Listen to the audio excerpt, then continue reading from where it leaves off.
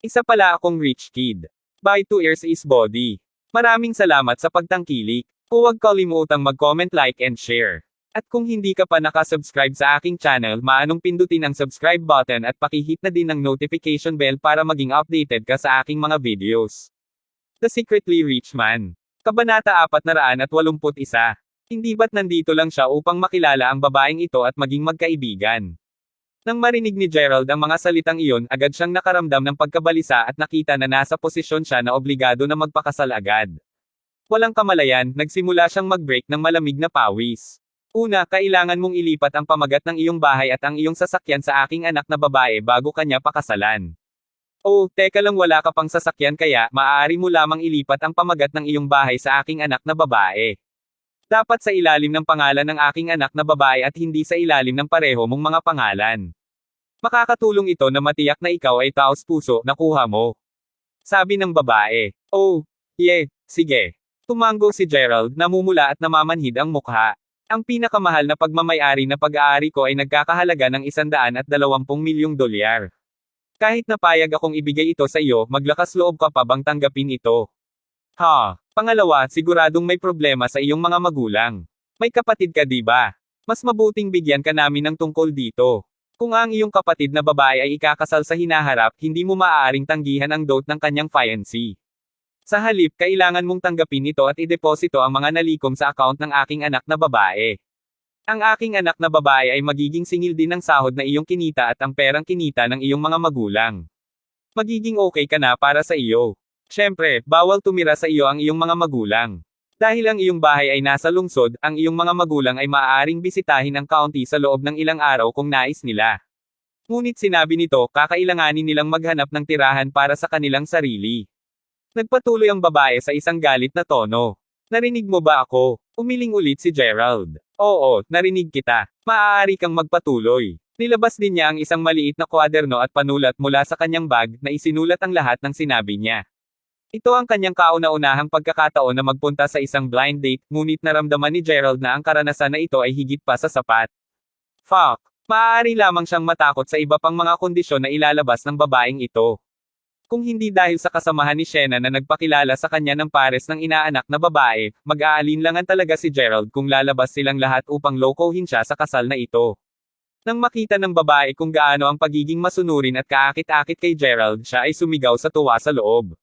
Nagpatuloy siya sa pag-rumble sa pangatlo, ang mga kaayusan sa kasal. Hindi ko na uulitin sa'yo kung saan nagtatrabaho ang anak kong babae, di ba? Kay pagdating ng oras, maraming kagalang-galang na mga numero na dadalo sa iyong kasal. Sa makatuwid, ang iyong kasal na kotse na pagpipilian ay hindi maaaring maging iyong regular na runabout. Anak, ano ang tingin mo sa isang Audi? Ang babae ay hindi makapagpasya na humihiling ng opinyon ng kanyang anak na babae. Sinipilyo ng anak na babae ang kanyang mga daliri sa kanyang buhok, bumubuntong hininga, sa palagay ko ang isang Mercedes-Benz o isang BMW ay dapat na maging maayos. Ngunit kung sasama kami sa isang BMW, magkakaroon ito ng hindi bababa sa isang 7 serye o mas mataas. Mabuti ang tunog. Maaari kang pumili sa dalawa kung ganon. Humarap ang babae kay Gerald at nagutos. Tulad ng para sa pang-apat. Mayroong pang-apat na patakaran. Hindi mo ba sinabi na mayroong 3 mga patakaran? Nagtatakang tanong ni Gerald, bahagyang bumabagsak ang panga. Ikaw. Parehong nakataas ang ulo ng babae at ng kanyang anak na babae habang tinitigan nila si Gerald ng malamig. Oh, pasensya na. Ang pang-apat na punto, ang ika-4 na puntos. Mangyaring magpatuloy. Nakikinig ako, napalunok si Gerald at nag-isipang sumagot. Ang pang-4 na punto ay patungkol sa regalo sa kasal. Hindi namin masyadong inaasahan, ngunit dapat kang magbayad ng pansin sa libo-libong pula at berde. Tita, gaano karaming pera ang tinitingnan natin para sa libo-libong pula at berde? Tanong ni Gerald na ngumiti ng tupa. Ang kuripot mo. Mga $22,000 ito. Gusto namin ito sa cash. Hindi namin nais ang anumang bagay sa anyo ng isang bank card, bank book, o anumang katulad nito. Gusto namin ang lahat ng ito sa cash. Ito ang aming panuntunan sa bahay. Siyempre, ito ang dote na dapat ibigay ng iyong pamilya sa amin kung nais mong pakasalan ang aking anak na babae. At kakailanganin din nating pag-usapan ng iba pa.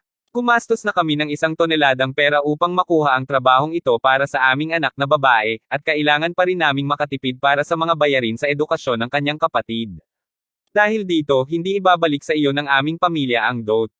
Ang aming pag-asa lamang ay kapwa kayo mamuhay ng masayang buhay bilang mag-asawa. Iyon lang. Oh, paano natin masisiyahan ang maayos at masayang buhay? Sarkastikong pagsusulit ni Gerald habang ang buong larawan ay tila masyadong graphic. Ha, ano ang sinabi mo? Nagulat ang babae. Sinabi ko, sige, mangyaring magpatuloy. Mabilis na nag-flash ng ngiti si Gerald. Ito ay tiyak na hindi siya magpapakasal sa kanya. Ngunit ang lahat ng mga kondisyong nabanggit ay nagbunga ng kanyang pag-usisa. Ang ikalimang punto ang pinakamahalaga. Matapos pakasalan ng aking anak na babae, hindi mo siya maaaring ipatong sa kanya sa loob ng unang 3 taon. Ito ay isang mahalagang panuntunan sa aming pamilya at bayan. Sa sandaling lumipas ang 3 taon, kailangan mo munang kumuha ng pahintulot ng aking anak na babae bago mo siya mahipo. Ang sabi ng babae. Fuck. Natigilan si Gerald sa sinabi nito na nahulog sa lupa ang kanyang panulat.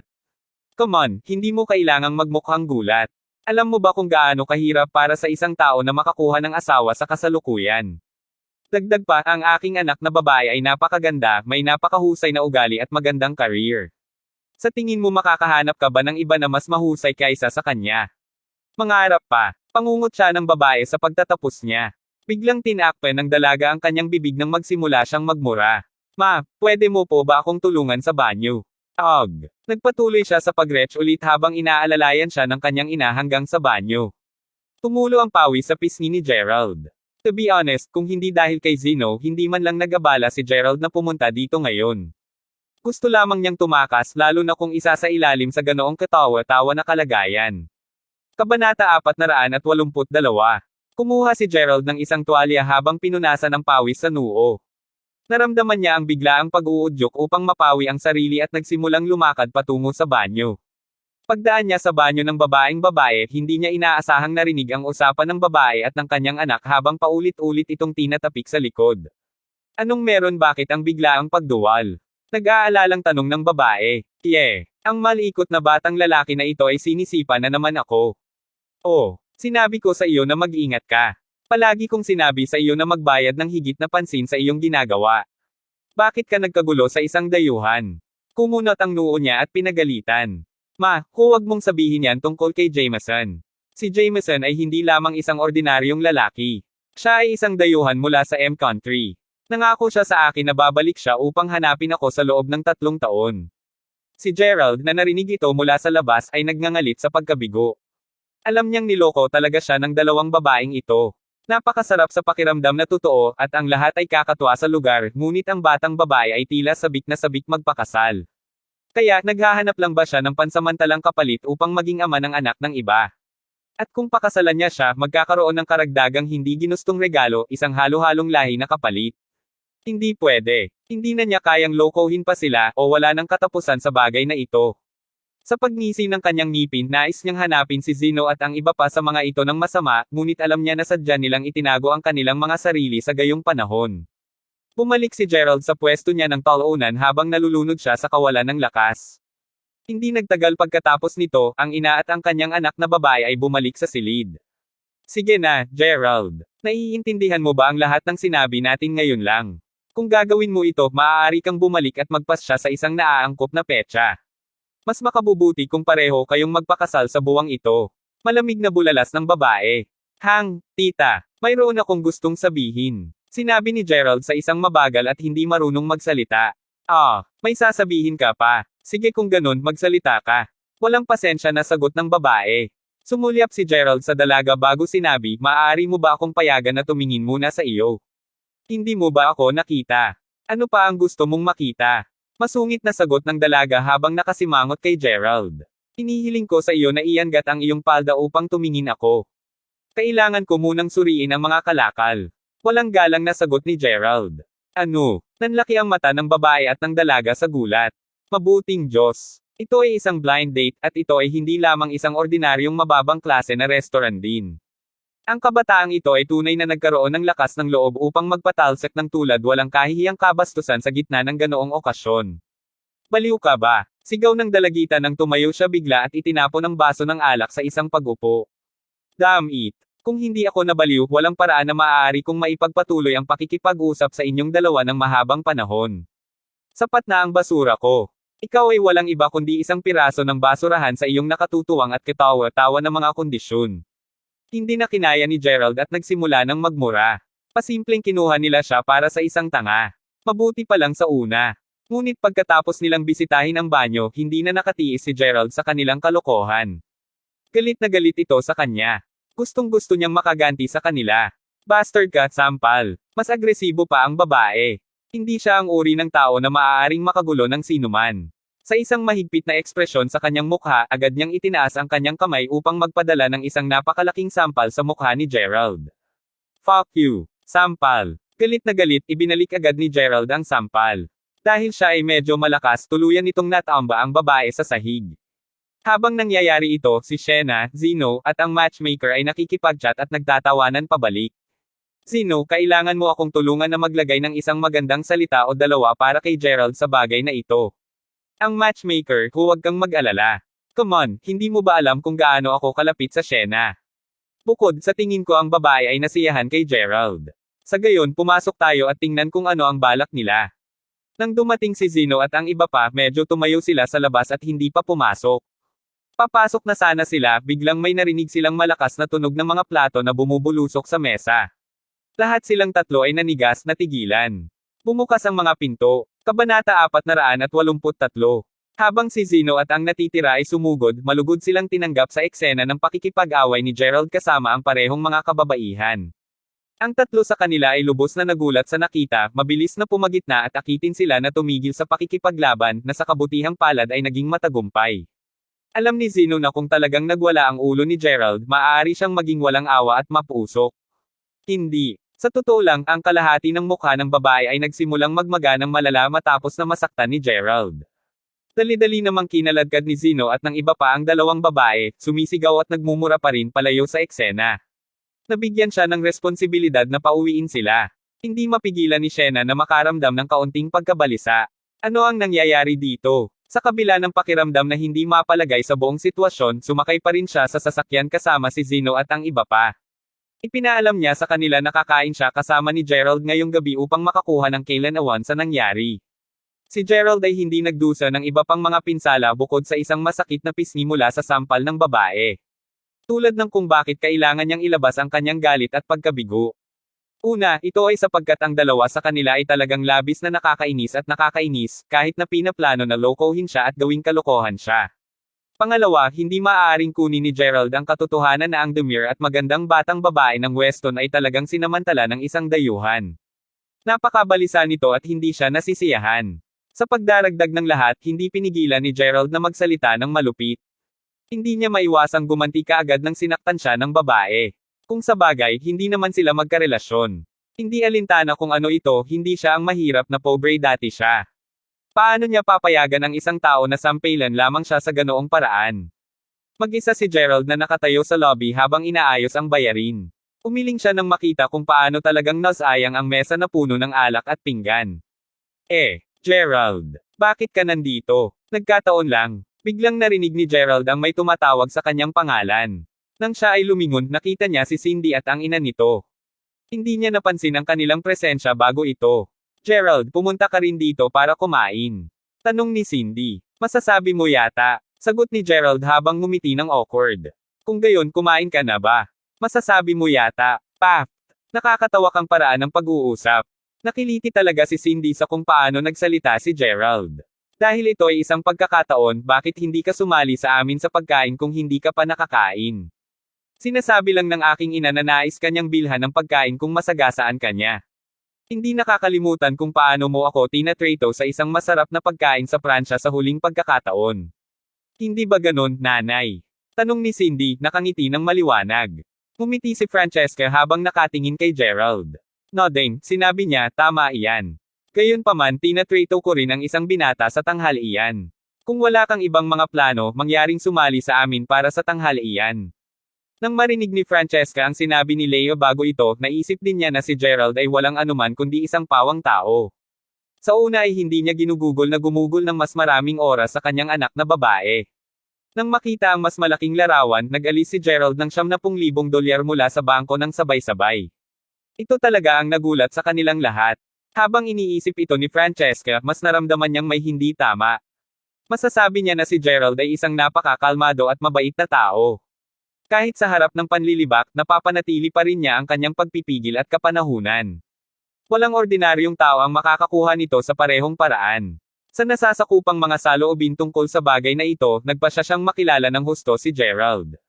Sa makatuwid, ang dahilan kung bakit nakuha niya si Cindy upang anyayahan si Gerald na kumain. Tungkol sa tanghalian ngayon, sa wakas ay nagawang magamit ni Francesca ang isa sa kanyang mga koneksyon upang makipag-ugnay sa isang potensyal na kliyente. Pinsan ito ng isa sa kanyang mga kakinder na babae na ang pamilya ay napaka-impluwensyado. Upang lalong maakit ang kliyente, nagpasya si Francesca na bibili siya ng tanghalian. Ang iba pang partido ay hindi malaya, ngunit ang kanyang anak na lalaki, isang mayamang tagapagmana din, ay naisip ni Francesca na magiging mas madali at madali para sa kanya na kumonekta sa kabilang partido kung mayroong ibang kabataan sa paligid. Kaya't nagpasya siyang hilingin kay Cindy na samahan din siya para sa tanghalian. At pagkatapos, nabunggo nila si Gerald. Gaano kahusay ang naging mga bagay. Ang lahat ay nakalimutan. Hehe. Sa katunayan, ang direktor ng bangko ay malapit nang magretiro bago magtapos ang taon. Sa makatuwid, ang isa sa dalawang representante na direktor ay hihirangin bilang bagong direktor ng bangko. At sa gayon, naging karibal sina Francesca at Leo para sa posisyon. Tingnan mo, humihiling din sa iyo ang aking ina na sumali sa amin. Halika samahan mo kami. Sabay tayo kumain. Pagkumbinsi ni Cindy, kinusot ni Gerald ang kanyang tiyan. Nagsimula siyang makaramdam ng kaunting gutom pagkatapos ng lahat ng paggalaw at paggalaw ng kalamnan na ito kanina. Kabanata 484. Bahagya siyang nakakain ng anuman, at ang kanyang tiyan ay bumulong-bulong sa mababang daing. Hindi rin magiging maswerte na tanggihan ang mabait na alok ni Francesca, kaya't pumayag si Gerald na sumali sa kanila sa tanghalian. Noon nakatanggap si Gerald ng tawag mula kay Zeno. Fuck, Gerald, I am so sorry for you. Tubos kong naiintindihan ngayon kung bakit nangyari ang away. Hayaan mong ikaw din ay nadama na bigyan sila ng mahusay na pamalo. Kung hindi dahil sa Shena, naibigay ko na sa kanila ngayon lang. Hindi ba ito katumbas ng paggawa ng pandaraya? Para bang nalaman ni Zeno ang totoo. Galit siya at galit na galit. Shena at ang kasamahan niya ay nakipagtalo na. Gusto niyang humingi ako ng paumanhin sa iyo. Tiwala talaga siya sa kasamahan niya. Sino ang aasahan sa kanya na ipakilala sa halip ang isang piraso ng basura? Sa mukha pa ang babaeng yun sa loob ng sasakyan ko. Hindi mapigilan ni Zeno na makaramdam ng pagsisisi. Maganda ang kanyang hangarin ipakilala ang isang batang babae sa kanyang kaibigan upang bigyan siya ng tulong. Sa kabaligtaran, ang kahihinatnan ay kaila-hilakbot, at ang gayong babae ay ipinakilala kay Gerald sa halip. Kahit sino pa ang makaramdam ng kakilakilabot at kahihiyan. Okay lang, Zeno. Kaya, nasaan na kayong dalawa? Pinauwi mo na ba ang babaeng iyon at ang kanyang ina? Niloloko mo ba ako? Sino ang maaabala na pauwiin sila? Arg. Dagdag pa, ang babaeng iyon ay ganap na nagsabi ng maling bagay sa aking sasakyan. Dapat alam na niya ang lugar niya. Sa sandaling sinabi niya ito, literal na hinabol ko silang dalawa palabas. Maglalakad kami ngayon ni Shena sa supermarket. Tumapit ka at uminom ka sa akin ngayong gabi. Oo, sigurado. Matapos ang isang mabilis na pakikipag-chat, binaba na ni Gerald ang telepono. Nako, paano posibleng sisihin ni Gerald sina Zeno at Shena para dito? Napagpasyahan niyang hindi naisipin ang bagay, nasundan si Cindy at ang ina nito sa silid. Nagtataka ako kung kailan darating si Waylon at ang iba pa, Pinag-uusapan kung saan si Waylon ay talagang isang disenteng tao.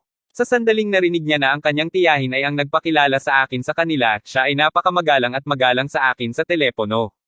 Sinabi pa niya na magdadala siya ng pares ng mga kaibigan dito kasama niya ngayon. Hindi alintana kung ang deal sa negosyo na ito ay magiging matagumpay o hindi, kapwa siya at ang aking tiyahin ay may utang din sa kanya ngayon. Cindy, masarap kung makakahanap ka ng isang katulad niya na maging kasintahan mo. Tuwang-tuwa na sumabog si Francesca. Ma, ano ang pinagsasabi mo? Sumabog si Cindy habang nagpout siya.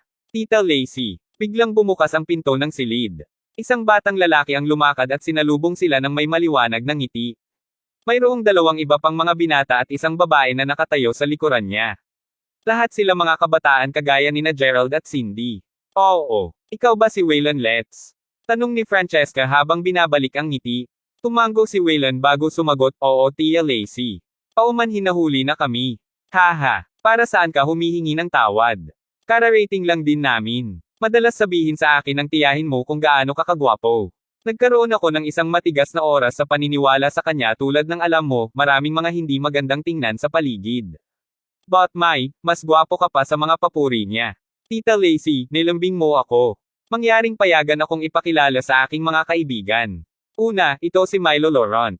Siya ay isang kamag-aral sa high school at isang kaibigan ko. Ang kanyang pamilya ay nagmamay-ari ng isang pabrika. Ang batang babae na ito ay si Zella Hacon, isang kaklase din mula sa high school. Ang taong ito ay si Jackie Zenny, ang deputy manager ng departamento sa kumpanya ni Zella.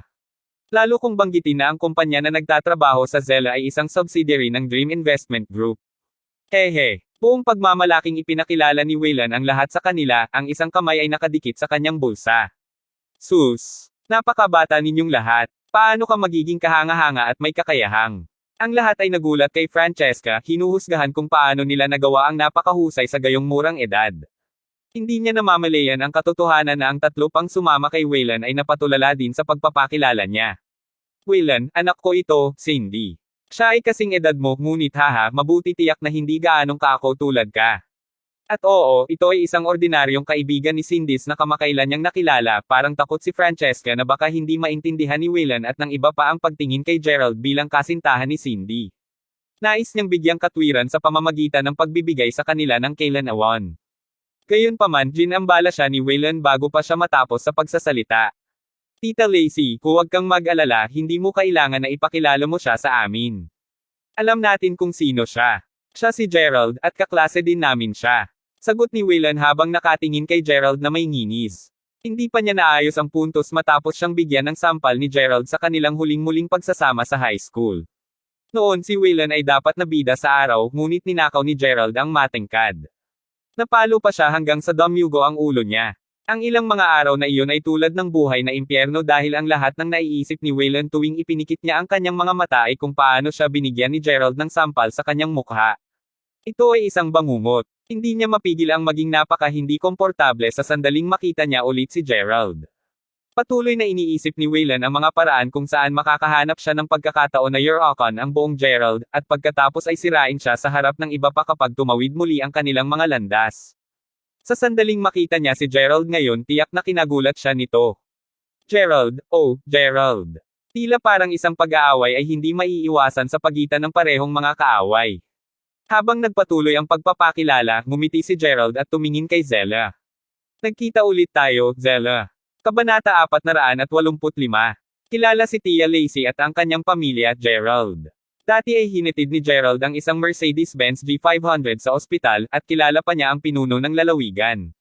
Nagulat talaga si Zella. Sa totoo lang, medyo charismatic si Gerald sa araw na iyon. Sinabi iyan, anuman ang pangyayari, mas mababa pa rin si Gerald kumpara kina Waylon at Jackie, na nakatayo sa tabi niya. Ang pamilya ni Waylon ay nagmamay-ari ng isang malaking imperyo. Nagsimula na rin siya ng sarili niyang kumpanya at naging boss sa isang murang edad. Bagaman hindi nagmamaneho ng kotse si Waylon tulad ng Mercedes-Benz G500 ni Gerald, mas mataas ang prospect niya kumpara kay Gerald. Para kay Jackie, hinala ni Zella na siya ang tumulong sa kanya sa huling pagkakataon bilang deputy manager ng personnel department.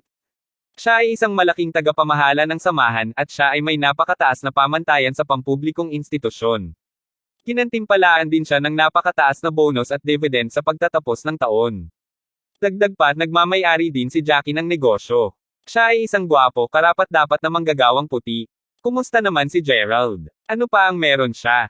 Bagaman si Gerald ay isa sa mas may kakayahang mula sa kanilang klase, wala na si Zella ng uri ng pagmamahal na nadama niya para sa kanya noong high school. Oo, kilala ko sila. Gaano ka hindi inaasahan na ang mga bisita ng Tita Lacey ng mga bisita ay nag-imbita para sa tanghalian ngayon kayong mga lalaki? Isang pagkakataon. Sagot ni Gerald habang tumatango. Bagaman ang ilan sa kanila ay hindi tagahanga ni Gerald, lahat sila ay nakaupo sa parehong hapagkainan, kumakain, umiinom, at nakikipag-chat sa isa't isa. Si Gerald na nakaupo sa gilid, ay maaaring maunawaan na may kakaiba sa oras na ito. Tila sina Waylon at Zella ay hindi na ganoon kalapit sa dati. Upang higit na ipaliwanag, noon, si Zella ay talagang nakakabit sa Waylon, at si Waylon ay palaging interesado rin kay Zella. Ngunit kakaiba, sa tanghalian ngayon, karamihan sa atensyon ni Zella ay nakatuon kay Jackie. Minsan ay itinapon ni Waylon ang isang malamig na titig kay Gerald bago nakawin ang mga tingin kay Jackie, inggit na dumadaloy sa kanyang mukha. Ito ay maliwanag na hindi siya mukhang masaya ngunit hindi sa punto ng pagiging masyadong mapataob.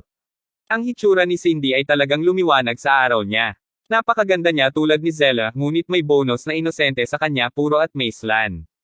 Sa kabila ng kanyang paninibugho kay Jackie, nagsumikap si Waylon upang maipakita ang kanyang pagmamahal at pabor kay Cindy. Nabihag din si Milo sa kagandahan ni Cindy at sinubukan ding gumalaw. Ngunit nang makita ang mukha ni Waylon, mabilis na pinigil ni Milo ang lahat ng kanyang pagsulong. Ang lalong nakakahiya ay ang katotohanan na mukhang interesado si Cindy kay Gerald. Sa buong oras, gumagamit siya ng kanyang sariling mga chopstick, kumukuha ng pagkain at naiwan ang mga ito sa plato ni Gerald. Talagang ikinagulo ng kilos niya sina Waylon at Milo. Bagaman ang tanghalian na ito ay tila mapayapa sa ibabaw, maraming maliliit na panloob na laban ang nangyayari sa likod ng mga eksena. Mabilis na sinulyapan ni Waylon si Gerald bago siya kaindetan kay Milo. Pagkatapos nito, kapwa pinatuwad ng kanilang sarili, sinasabing kailangan nilang pumunta sa banyo. Waylon, anong problema? Interesado ka ba kay Cindy? Siya ay aking, nagsalita si Milo. Manahimik ka na. Hindi muna namin pag-uusapan ang tungkol doon. Ibig kong sabihin, tingnan mo. Ang pagkakataon ay dumating sa wakas para sa akin na maayos ang mga bagay kay Gerald. Gusto kong samantalahin ang pagkakataong ito upang matiyak na ang beach na ito, Zella, at ang batang babae na si Cindy, ay may paggalang sa akin. Hindi may tago ni Waylon ang kanyang mapang-asam na ekspresyon habang nakakunot siya sa kung gaano kakulaitan at kahihiyan ng kapaligiran sa hapagkainan kanina. Ano? Seryoso ka ba, Waylon? Haharapin mo si Gerald tulad ngayon. Ibig kong sabihin, paano? Medyo natuwa si Milo sa naisip. Sa huling labanan, bukod kay Cameron, nasangkot din si Milo. Si Milo ay palaging nakatag kasama si Waylon mula pa noong high school. Ang pamilya ni Milo ay nagpatakbo ng isang pabrika at mayaman, ngunit napakalaban niya. Nga pala, noong lumabas kami para uminom mga 2 araw na ang nakakalipas, iyon ba ang iyong kapatid na si Warwick, na may gusto sa mga pakikipag-ugnay sa ilalim ng lupa? Bakit hindi natin gawin ito kung gayon? Marahil maaari mong bigyan ng singsing ang Big War sa paglaon. Sabihin mo sa kanya na lumapit at bigyan lamang ang kaunting pagkatakot sa bungkos na ito. At sa sandaling ang bagay ay tila hindi malulutas, tatanungin ko ang aking kapatid na lalaki, si Jackson, na tawagan siya pagkatapos. At sa Seren County, alam ng lahat kung paano walang sino man sa mundo ang hindi maglakas loob na harapin si Jackson. Sa pangalawang pag-iisip, sabihin sa kanya na huwag lang silang bigyan ng takot. Mas makabubuti kung magaan nila kay Gerald, bugbugin mo siya ng mabuti. Gusto kong ipahiya niya ang sarili. Ungol ni Waylon. Namangha si Milo nang marinig ang mungkahi ni Waylon. Iyon ay isang napakatalino ideya. Oo. Si Jackson ay labis na naawa sa akin dahil hindi niya ako matulungan sa bagay sa huling pagkakataon. Higit sa lahat, ako ang kanyang ninong. Ipinangako niya sa akin na talagang tutulungan niya akong alagaan ang mga bagay-bagay kung mahihirapan ako sa anumang paghihirap sa hinaharap. Pagmamalaking bulalas ni Waylon. Sige, gawin natin iyon pagkatapos. Tawagin mo ako ngayon sa Big War. Milo saka nagmamadaling nag-dial sa kanyang telepono. Pagkatapos ay pareho silang bumalik sa silid ng walang casual, ngunit sa malalim, halos hindi nila mapigilan ang kanilang kaguluhan. Si Gerald, na nasisiyahan sa kanyang mga pork trotters sa gilid, ay hindi mapigil ang magtaka kung bakit pareho silang tumatawa ng masayang kasama nila. Hindi nagtagal, nagkaroon ng malakas na gulo sa labas. Ano sa palagay ninyo ang ginagawa niyong mga lalaki? Hindi ka makakapasok doon. Panipi. Kabanata 486. Sigaw ng isang waitress sa tuktok ng kanyang baga. Mawala ka. Isang lalaki ang nagmura. Ang susunod na alam ng lahat, ang pinto ng silid ay sinipa ng maluwang. Isang grupo ng 7 o 8 matitinong kalalakihan na may buzz cut at mga gintong kwintas sa kanilang leeg ang sumugod sa silid. Ang bawat isa sa kanila ay may maladrago na mga larawang inukit sa kanilang mga katawan. Tiyak na nagbigay sila ng isang nakakatakot na vibe. Nakasuot ng mga sando na may maikling manggas, dahan-dahan silang tumingin sa paligid, nakatingin na nakamamatay sa mga tao sa loob ng silid sa sandaling ito. Ang pinuno ng gang ay nakasuot ng isang t-shirt at isang sling pouch bag. Kumuha siya ng mahabang puff bago siya umungol sa isang masungit na boses, sino ang nag-book ng silid na ito? Gusto kong lumipat ka sa ibang silid ngayon. Bakit natin ito gagawin? Sino sa palagay ninyong lalaki? Galit na tanong ni Cindy sa pagtayo niya. Hindi naman siya natakot sa kanila. Sino ako? Babae ako, si Warwick Yackle. Kung hindi mo alam kung sino ako, lumabas sa mga kalye at tanungin ang sino man tungkol sa akin. Napangisi si Warwick habang hinahagis niya ang puwitan ng sigarilyo sa lupa at tinapakan ito. Itinaas ni Francesca ang kanyang mga browser nang marinig niya ito. Pinatunayan nito na narinig na niya ang pangalan ni Warwick bago ito. Ginoo, Yakol, hindi pa tayo tapos sa aming pagkain. Kaya paano tayo makakakilos sa ibang silid kung gayon? Magalang na tanong ni Francesca, isang mahigpit na ngiti ang dumampi sa mukha niya. Paano? Simple lang. Ang bawat isa sa iyo ay kukunin lamang ang iyong sariling sumpa na pinggan sa iyong mga kamay at lumipat sa ibang lugar. Sagot ni Warwick at ngumuso. Ang panahon ay panahunan at mahirap. Kahit si Francesca ay hindi alam ang sasabihin pa. Kung ilalabas nila ang kanilang pinggan upang kumain, tiyak na mawawala ng mukha si Waylon. Walang magawa lamang na pigilan ni Francesca ang kanyang inis na anak na babae habang sinubukang akitin si Cindy na umupo. Si Waylon at Milo ay kapwa kalmado lamang na nagmamasid sa sitwasyon na inilantad sa tuwa. Ngunit may isang bagay na naramdaman na hindi tama at nag-alalang bulong ni Waylon, ano ang nangyayari? Ang isa ni Gerald sa mga nag-host ng tanghalian ngayon din. Kaya, bakit wala naman siyang ginagawa? Kung pupunta kami ng naaayon sa plano, sa sandaling magsalita si Gerald, agad na nila silang babatukan. Nakakainis ito fucking. Kasabay nito, naisip ni Gerald sa kanyang sarili, ang Waylon at Milo ay karaniwang mga uri na nasisiyahan sa pagiging matengkad. Sa mga ganitong sitwasyon, magpapakita na sila at susubukan na hawakan ang sitwasyon upang patunayan ang kanilang sariling mga lakas at kakayahan.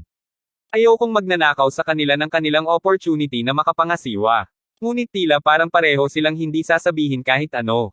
Ano ang nangyayari? Napagpasyahan ni Gerald na manatiling makaupo at nagpatuloy na magmasid pa. Sige, mukhang wala sa iyo ang magsasalita, tama ba? Kung gayon, huwag mo akong sisihin sa pagiging impolitado ko. Si Warwick ay basag ang kanyang mga buko at pinalaya ang kanyang leeg. Boom! Biglang hinampas ni Jackie ang mga kamay sa lamesa. Tingnan natin kung gaano kakatapang ang mga tao noon. Wala ka bang respeto sa batas? Zella, tumawag ka ngayon sa pulisya. Nagfume si Jackie habang malamig na nakatingin sa grupo ng mga lalaki, isang kamay sa kanyang bulsa. Naramdaman ni Zella na namumula ang mga pisngi nang maramdaman ang paglabas ng alindog ni Jackie sa kanya. Napatingin siya ng maigi kay Jackie, puno ng paghanga ang kanyang mga mata. Hindi mapigilan ni Milo na mas lalong mag-alala kay Waylon. Tumingin si Milo kay Waylon na parang sinasabi, tingnan mo. Si Jackie ay ninakaw ang lahat ng nakatuon sa iyo. Si Waylon ay simpleng nakangiti ng pilit habang iniisip ang sarili, gusto niyang magnakaw ng limelight sa akin. Hey fine, hahayaan ko muna sina Jackie at Gerald na nakawin ang limelight sa akin. Hindi gagana ang aking plano kung walang nagtangkang magnakaw ng limelight sa akin. Si Jackie, nakaramdam din ng isang tagumpay tulad ng isang bayani. Tumalikod siya at tiningnan si Zella na parang sinasabihan siyang huwag mag-alala at nasa ilalim na niya ang lahat. Pasimpleng tumango si Zella at mabilis na pinalo ang kanyang cellphone upang tumawag sa pulis. F***, kaya talagang hindi mo ako binibigyan ng anumang mukha. Mga kapatid, bugbugin mo siya. Pagkabumpa lang ni Warwick, kinuha niya ang isang dumi mula sa tagiliran at diretso itong itinapon kay Jackie. Nang maganap ang away, inagaw ng isa sa mga miyembro ng gang ang telepono ni Zella at sinira ito. Agad na napakunot ang mukha ni Zella sa takot habang nakayuko sa likuran ni Waylon. Si Jackie ay naipit sa lupa habang ang mga lalaki ay malubhang na bludgeon sa kanya. Tumigil ka na. Tigilan mo na siya. Tigilan mo na siya. Ano ang dapat kong gawin ngayon? Napasigaw si Francesca sa isang siklab na galit at parang maluluha na siya. Nakita ni Waylon na tuluyan ng walang magawa sina Cindy at Zella at halos umabot sa kanilang hangganan. Ngunit gayon pa man nanatiling kalmado si Gerald at hindi gumawa ng anumang aksyon. Si Waylon ay nagmura sa ilalim ng kanyang hininga at nanumpa na may iba na siyang bubugbog sa susunod. Biglang may tumagos sa hangin ng tunog ng may humampal sa kamay sa mesa. Isinuot ni Waylon ang kanyang mga kamay sa kanyang bulsa na dumulas sa pagkabigo. Napaikot ang ulo niya habang unti-unting umuulol sa pagkasuklam. Nais kong huminto kayo ngayon. Kabanata 487. Tumayo si Waylon at sumigaw. Natigilan, huminto agad si Warwick at ang kanyang mga lalaki. Binata, humihingi ka rin ba ng isang hiling sa kamatayan? Napayuko si Warwick patungo kay Waylon, mapundi ang mukha nito at itim. Huwag mo siyang pakialaman. Hindi mo ba alam kung sino ang ama ni Waylon? Kahit na natikman ni Zella ang pinakahirap na katotohanan ng mundo sa loob ng ilang taon, hindi pa siya nakakakita ng ganito dati. Nang maganap ang pangyayaring ito, nawala ang pakiramdam ng seguridad na naramdaman niya kay Jackie. Kung titingnan kung paano naging ang mga bagay, tila parang hinawakan ni Waylon ang mga bagay ng mas mahusay kumpara kay Jackie. Sa kabila ng pagiging ulap sa takot, naramdaman ni Zella na ibunyag ang background ng pamilya ni Waylon upang takutin si Warwick at ang kanyang mga tauhan. Sino siya? Bago pa sumagot si Zella, hinawakan na ni Wayland ang braso at sinenyasan siyang manahimik. Zella, sinabi ko na sa iyo dati na ayokong isama ang aking ama sa anumang aking sariling mga gawain sa hinaharap. Lumingon ka sa likuran ko. Ayos lang malulutas ko ang bagay na ito. Sagot ni Wayland. Ngunit Wayland, tumayo ka lang sa likuran ko. Umungol si Wayland kay Zella. Walang imak na tumango si Zella. Sa kabila ng pagsigaw sa kanya, bigla niyang naramdaman ang isang malakas na pakiramdam ng seguridad sa ilalim ng kanyang puso. Masunurin siyang tumayo sa likuran niya. Malaking digmaan, ang pangalan ko ay Wayland Letts. Sinimulan ko ang isang maliit na kumpanya ng aking sarili. Alam ko kung gaano kasikat sa industriya ng ilalim ng lupa. Alam ng aking kapatid na lalaki mula sa Mayberry City kung sino ka din. Ngumiti si Wayland kay Warwick pilit pinapagaan ang sitwasyon. Oh, ganoon ba? Tinaasa ng kilay si Warwick kunwaring gulat. Si Francesca, na tumayo sa gilid, ay nagsimulang makaramdam ng isang lumalagong pakiramdam ng paghanga at pagpapahalaga kay Wayland nang makita niya siya sa pagharap sa mga bagay ng mahinahon. Alam din ng iyong kapatid na lalaki kung sino ako. At mula sa Mayberry City. Ano ang kanyang pangalan? Kuminto sandali si Warwick bago tanungin si Wayland. Jackson Sanders. Siya ay napakalakas at maimpluwensyang kapwa sa Mayberry City at Seren County. Tinawag siya ng lahat na Jackson the Great. Narinig mo na ba tungkol sa kanya dati, Big War? Sagot ni Wayland, nakangiting magalang. Ano? Si Jackson the Great ang iyong godbrother? Tanong ni Warwick habang namumutla kaagad ang mukha. Nakakumbinsi talaga ang kilos niya. Bullshit. Sino si Jackson the Great? Siya ay mula sa Mayberry Organization. Paano mo malalaman ang isang tulad niya? Agad siyang sinulit ni Warwick. Sa katunayan, nag-alinlangan din si Francesca sa kanyang mga sinabi. Natagpuan niya na malansa para sa isang tulad ni Wayland na maging mahusay na konektado. Dagdag pa, ito ay isang malaking pahayag na sinasabing si Jackson the Great ang kanyang ninong. Hey, hindi ka naniniwala sa akin, di ba? Kung hindi ka naniniwala sa akin, lagi kong maiiwan ang aking kapatid na lalaki ng isang tawag ngayon at makipag-usap sa iyo ng personal noon. Kalmadong sagot ni Wayland bago tawagan si Jackson. Siyempre, sinabi na niya kay Jackson ang tungkol sa bagay na ito ng una at hiniling para sa kanyang pabor na maglagay ng kilos at ipasa ang isang mensahe para sa kanya. Ang kanyang pangunahing layunin ay turuan lamang ng leksyon ang kanyang kaaway. Pagkatapos ng lahat dahil hindi pinamahalaan ni Jackson na tulungan si Wayland sa huling pagkakataon, kaya't sumang-ayon siya sa pabor na ito ngayon. Kuya, busy ka ba? Nagkaroon ako ng kaunting problema, oo. Nasa Johnsbury Bistro ako ngayon. May isang nagngangalang Warwick Yakal na humahawak sa aking mga kaibigan at ako. Ano? Malapit ka sa Johnsbury Bistro. Kaya pupunta ka ngayon. Nakasaya si Wayland, hindi mapigilan ang kanyang kasiyahan.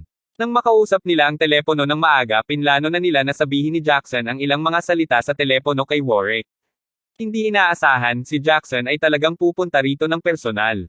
Pagkatapos ay binaba ni Wayland ang telepono ng tuwang-tuwa. Ito talaga si Jackson the Great. Habang sinasabi niya ito, nagpanggap si Warwick na labis na nabigla. Kumilos pa siya na para bang takot na takot siya sa paggalaw.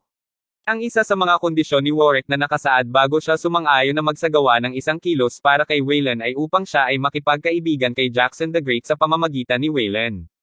Pagkatapos ng lahat, alam ni Warwick na si Wayland ay nagmula sa nakakahimok na background ng pamilya. Kung hindi man hindi siya papayag na isagawa ang batas na ito para sa kanya ng walang dahilan. Sa wakas natakot ka na. Kinutya ni Zella. Nakaramdam pa rin siya ng galit na ang pangkat na mga kalalakihan ay nasira ang kanyang cellphone ngayon lang. Ilang sandali pa, bumukas muli ang pinto. Isang batang lalaki ang nagbihis ng isang malinis na suit at mga sapatos na pangkatad na umakyat sa silid. Kabanata 488. Sino ang nagdudulot ng kaguluhan? Tanong ng binata. Nang makita ni Warwick ang binata, laking gulat niya. Ikaw talaga, Jackson the Great. Ako si Warwick, at nakikisabot lang ako sa lugar. Ito ay ang lahat ng hindi pagkakaunawaan. Inanyayahan si Jackson na kumanta sa isang karaoke bar sa tabi ng Johnsbury Bistro. Nauna niyang naisip na hindi tama para sa kanya na hindi tulungan si Wayland kahit papaano natanggap ang napakaraming pabor mula sa pamilya ni Wayland. Sa pag-iisip na iyon, napagpasyahan niyang lumapit ng personal upang tingnan. Kaya, ano ang dapat kong gawin ngayon? Wayland, hindi ka nasugatan di ba? Tanong ni Jackson. Hindi ako nasugatan, kuya. Walang alalahanin. Lumakad si Wayland kay Jackson at naglabas ng sigarilyo bago ibigay kay Jackson habang sinindihan niya ito para sa kanya. Tulad ni Jackson na may ilang mga drags ng sigarilyo, nahulog ito sa lupa. Kapatid, ano ang nangyayari? Nagtataka na tanong ni Wayland. Ikaw, narito ka. Tanong ni Jackson habang nakatingin kay Gerald na nakaupo sa mesa na may pagtataka. Napakalinaw niya tungkol sa kung sino si Gerald. Bilang isa sa mga direktang kasangkot sa samahan, sigurado siya tungkol sa totoong pagkatao ni Gerald. Si Gerald naman ay palaging naiisip na si Jackson ay isang taos-puso at matuwid na tao. Nabigo siyang unawain kung paano niya nakilala ang isang tulad ni Wayland na gusto lamang mag-loaf sa paligid. Oo, sagot ni Gerald habang tumatango. Si Milo na nakatayo sa tabi ay nais ding makausap si Jackson. Pagkatapos ay sumugod siya patungo kay Jackson habang sinabi niya ng marahan, Jackson the Great, iyon ang bata na bubugbugin natin ngayon. Ano? Sinasabi mo ba na ang taong nais mong bugbugin ay siya? Gulat na tanong ni Jackson. Oo, kapatid, talagang nasaktan ng batang ito ang iyong godbrother. At katumbas iyon ang pagkakasala rin sa akin. Panuurin mo ako, hahampasin ko siya ngayon. Ang ekspresyon ni Jackson ay mahirap basahin sa sandaling iyon. Sinimula ni Warwick ang daan patungo kay Gerald upang bugbugin siya. Nang makita iyon, biglang itinaas ni Jackson ang kanyang paa at nadapa si Warwick na tumimbang ng higit sa 80 kilo. Agad na nahulog sa lupa si Warwick na may malakas na lakas. Damn it! Napakabastos at kawalang galang mo. Tatapusin kita ngayon. Bilang isang tsuper, natural na makakalaban ng husto si Jackson. Ang pangkat ng mga tao na ito ay talagang nais na talunin si G. Crawford. Hindi ba nangangahulugan iyon na naatasan siyang talunin din si G. Crawford? Ano ang isang recipe para sa sakuna? Napaatras din si Wayland. Hindi na ba sila nagkasundo na hahampasin lang ni Jackson ng gaanong si Warwick? Bakit talaga siya binugbog ni Jackson? Kapatid, bakit ka? Sampal. Tinaas ni Jackson ang kanyang kamay at binigyan ng malaking sampal si Wayland. Damn it! Ang walang ingat na tanga. Umungol si Jackson habang nakataas ang paa at sinipa din si Wayland. Napabuntong hininga si Zella at ang iba pa sa silid, natulala sa eksena. Ano ang nangyayari? Hindi ba tinawag dito ni Wayland si Jackson upang tulungan siya? Bakit niya pinapalo ang mga tao mula sa magkabilang panig? Mahigpit na hinawakan ni Francesca ang kamay ni Cindy. Alam niya na hindi nila kayang mapahamak ang sinumang nandito ngayon. Grabe ang pamamaga ng mukha ni Wayland habang nanginginig at tinanong, kapatid, bakit mo ako sinaktan? Nakaramdam ng labis na pagkalungkot at pagkakamali ni Wayland kaya't nagsimula siyang umiyak kaagad. Ang lahat ay dapat na talagang tuwid ngayon. Paimpel niyang nais na makipagtulungan kay Jackson kay Warwick upang makapagpamalas siya ng kaunti. Maaari nilang bugbugin si Gerald ng magkasama noon. Ngunit ang mga mesa ay nakabukas at kapwa si Warwick at siya mismo ay napalo sa halip. Hindi pinansin ni Jackson si Wayland nang tuluyan na nitong tinapakan ang mga daliri at naglalakad siya patungo sa iba pa. Tinanong ni Francesca sa isang nanginginig na tinig, Jackson the Great, hindi ka namin nasaktan sa anumang paraan. Ano na ang gagawin mo ngayon? Sa sobrang takot din ni Zella ay umatras siya hanggang sa makakaya niya. Biglang kinuha ni Jackson ang isang bote ng red wine. Naglakad siya papunta kay Gerald, nakangiti. Kaya, nandito ka rin. Mangyaring payagan akong ipaliwanag ang aking sarili. Ang mga bagay ay hindi ayon sa akala mo. Habang nagsasalita siya, mabilis na pinunan ni Jackson ang baso ng alak ni Gerald para sa kanya. Mukha namang kinakabahan si Jackson na para bang lumuhod ito sa harapan ni Gerald. Ha? Anong nangyayari? Ang mga mata ng lahat ay malapit nang lumabas sa takot. Kabanata 489. Ang magalang na ugali ni Jackson kay Gerald ay nagulat sa lahat. Lalo na ito para kay Zella na ngayon ay nakatingin kay Gerald na may ganap na kakaibang ekspresyon sa mukha. Akala niya dati ay may mga personal na koneksyon lamang si Gerald sa average na mga taong may status. To think na alam niya ang isang malakas at kagalang-galang na individual bilang si Jackson. Ano pa, itinuro pa ni Jackson sa mga taong nagpaplanong talunin ang isang aralin kay Gerald. Hindi niya talaga sila binigyan ng anumang mukha. Anong laking pagkakataon. Kung hindi dahil sa iyo, napalo na ako. Sabi ni Gerald na may isang malaswang ngiti sa labi. Nakita niya sa kilos ni Wayland. Kung tama ang kanyang hula, kung gayon ang lahat ng nangyari ay inayos ni Wayland. Marahil iyon din ang naging dahilan kung bakit parehong tumawa sina Wayland at Milo sa pagitan nila kanina. Paimpel yumuko si Jackson sa komento ni Gerald. Ano ang isang mahirap na pagkain ngayon? Si Gerald mismo ay nakaramdam na ng busog. Tungkol kay Francesca, matapos makita si Wayland na nabugbog ng ganoon, wala na siyang mood na ipagpatuloy ang pagkain. Sa pamamagitan nito, nagpasya siyang ayusin muna ang panukalang batas. G. Sanders, pamilyar ka ba kay Gerald? Ako ang Deputy Director ng X-Bank. Para kang lubos na may kakayahang lalaki. Mangyaring huwag mag-atubiling makipag-ugnay sa akin kung ang alinman sa iyong mga pangkat ay nagnanais na gamitin ang aming bangko para sa iyong pondo at daloy ng kapital. Hindi hahayaan ni Francesca ang pagkakataong maging kaibigan ni Jackson na madulas ng madali. Pagkatapos ng lahat, alam niya na may kakayahan ang Jackson na gawing mas maliit ang mga nasasakupang kumpanya na gamitin ang X-Bank para sa kanilang cash flow. Sa halip na talakayin ang bagay kay Francesca, simpleng tumingin siya kay Gerald upang makita ang kanyang tugon. Simpleng tumango si Gerald. Kung hindi siya inimbitahan ni Francesca na sumali sa kanila sa tanghalian ngayon, maaaring madali niyang makalusot sa negosasyon sa negosyo. Dahil naantala ang kanyang unang plano dahil sa kanya, naisip ni Gerald na magiging makatarungan para sa kanya na tulungan siya sa oras na ito. Ito lang ang dahilan kung bakit siya pumayag dito. Sa sandaling iyon, naririnig nila si Waylon at ang pangkat ng mga tao na muling nag-aaway sa loob ng silid. Ito ay malinaw, gayunpaman, na ang mga tao ay daijin si Waylon sa oras na ito. Kahit nabalak ni Warwick na gamitin si Waylon upang makipagkaibigan kay Jackson, napunta siya nang hindi inaasahan na masaktan siya. Paano hindi nagagalit si Warwick? Si Waylon ngayon ang punching bag ng grupo upang mailabas ang lahat ng kanilang galit at pagkabigo. Inisyon lang ni Gerald nang marinig ang sigaw ni Waylon. Sa katunayan, naramdaman niya na hindi nila siya binubugbog ng husto. Patuloy na nakatingin si Zella kay Gerald, isang komplikadong ekspresyon ng mukha nito.